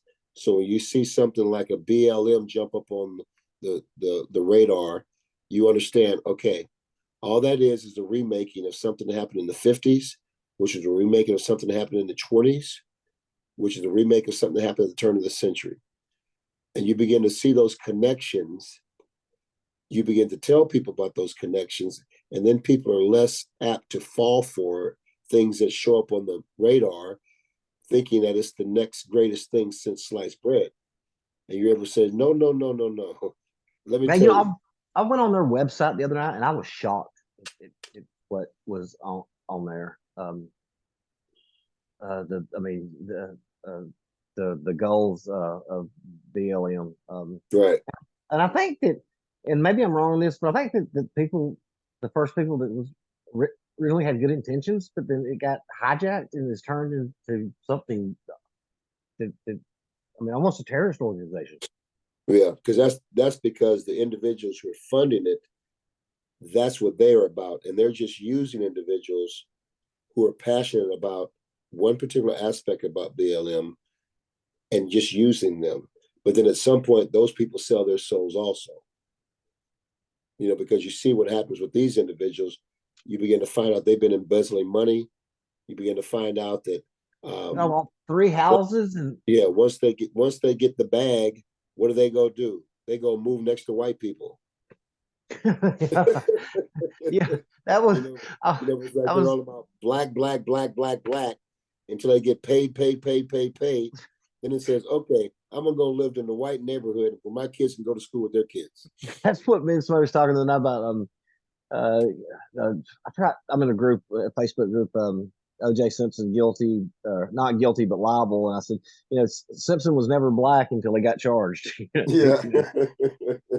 Yeah, he never related to the black community at all until he got charged with murder, and then it was a totally different story then. But you're right. I mean, that's the first thing they do is go, they don't lose their identity. just I don't know. But that'll be a good topic. You know, and like I said, my schedule's pretty much wide open. I know yours busy, and whenever these guys get through running, we can set that up, and I think that'd be a good Zoom call. All right.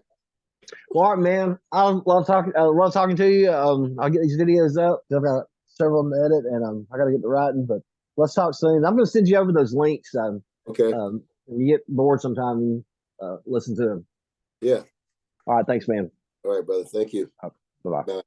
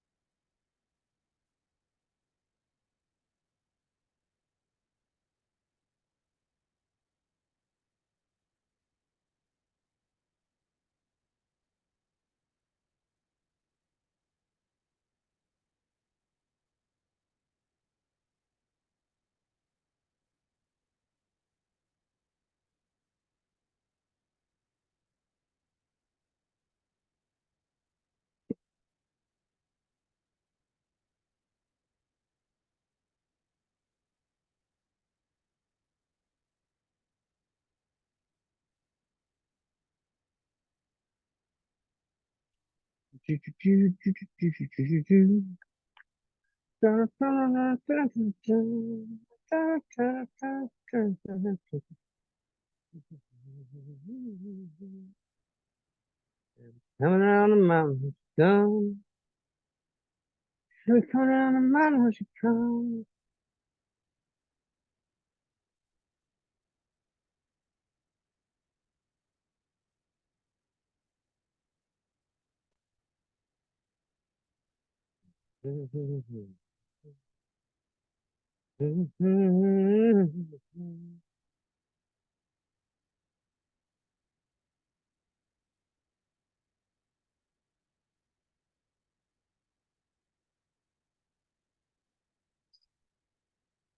She'll be coming around the mountain. Comes around the mountain when she comes. We got folks in the street, ain't got nothing to eat. And all.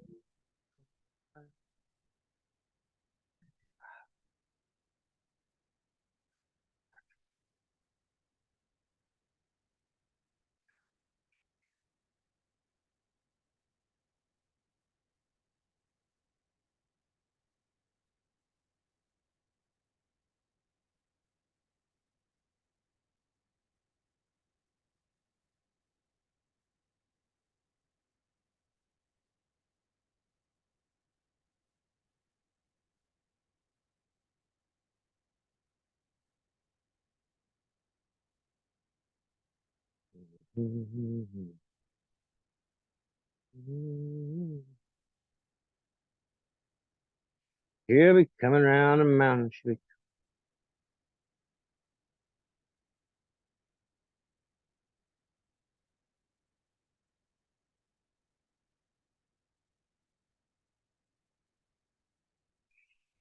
coming around the mountain. No. She'll be coming around that mountain when she comes. She'll be coming around that mountain. She'll be coming around that mountain. She'll be coming around that mountain when she comes. She'll be coming around that mountain when she comes. Around the mountain. Around the mountain.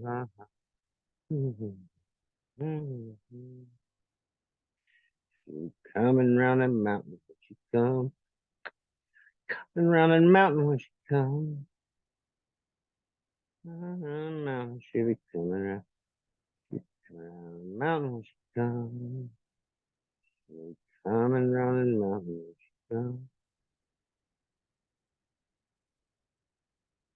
She'll be coming round the mountain when she comes. She'll be coming round.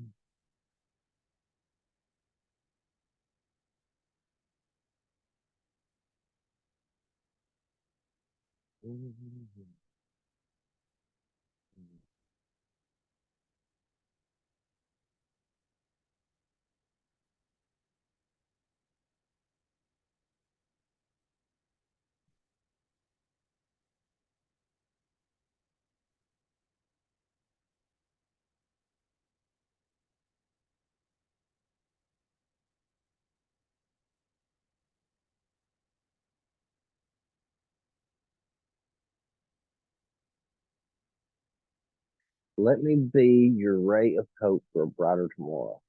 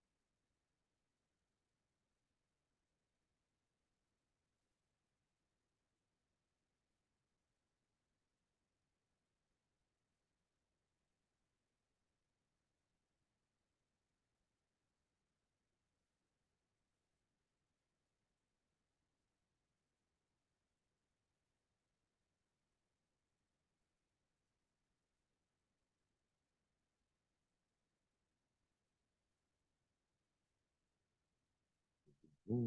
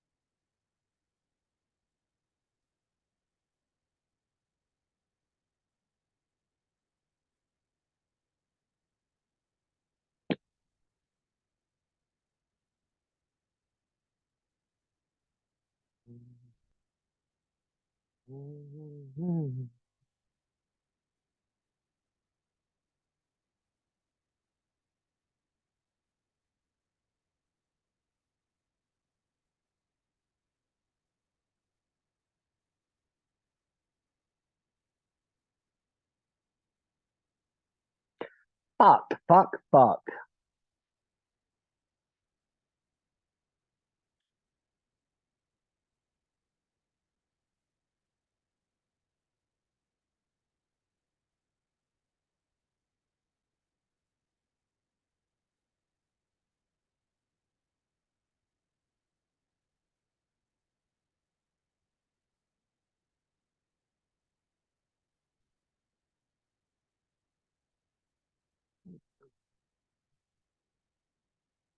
Ah.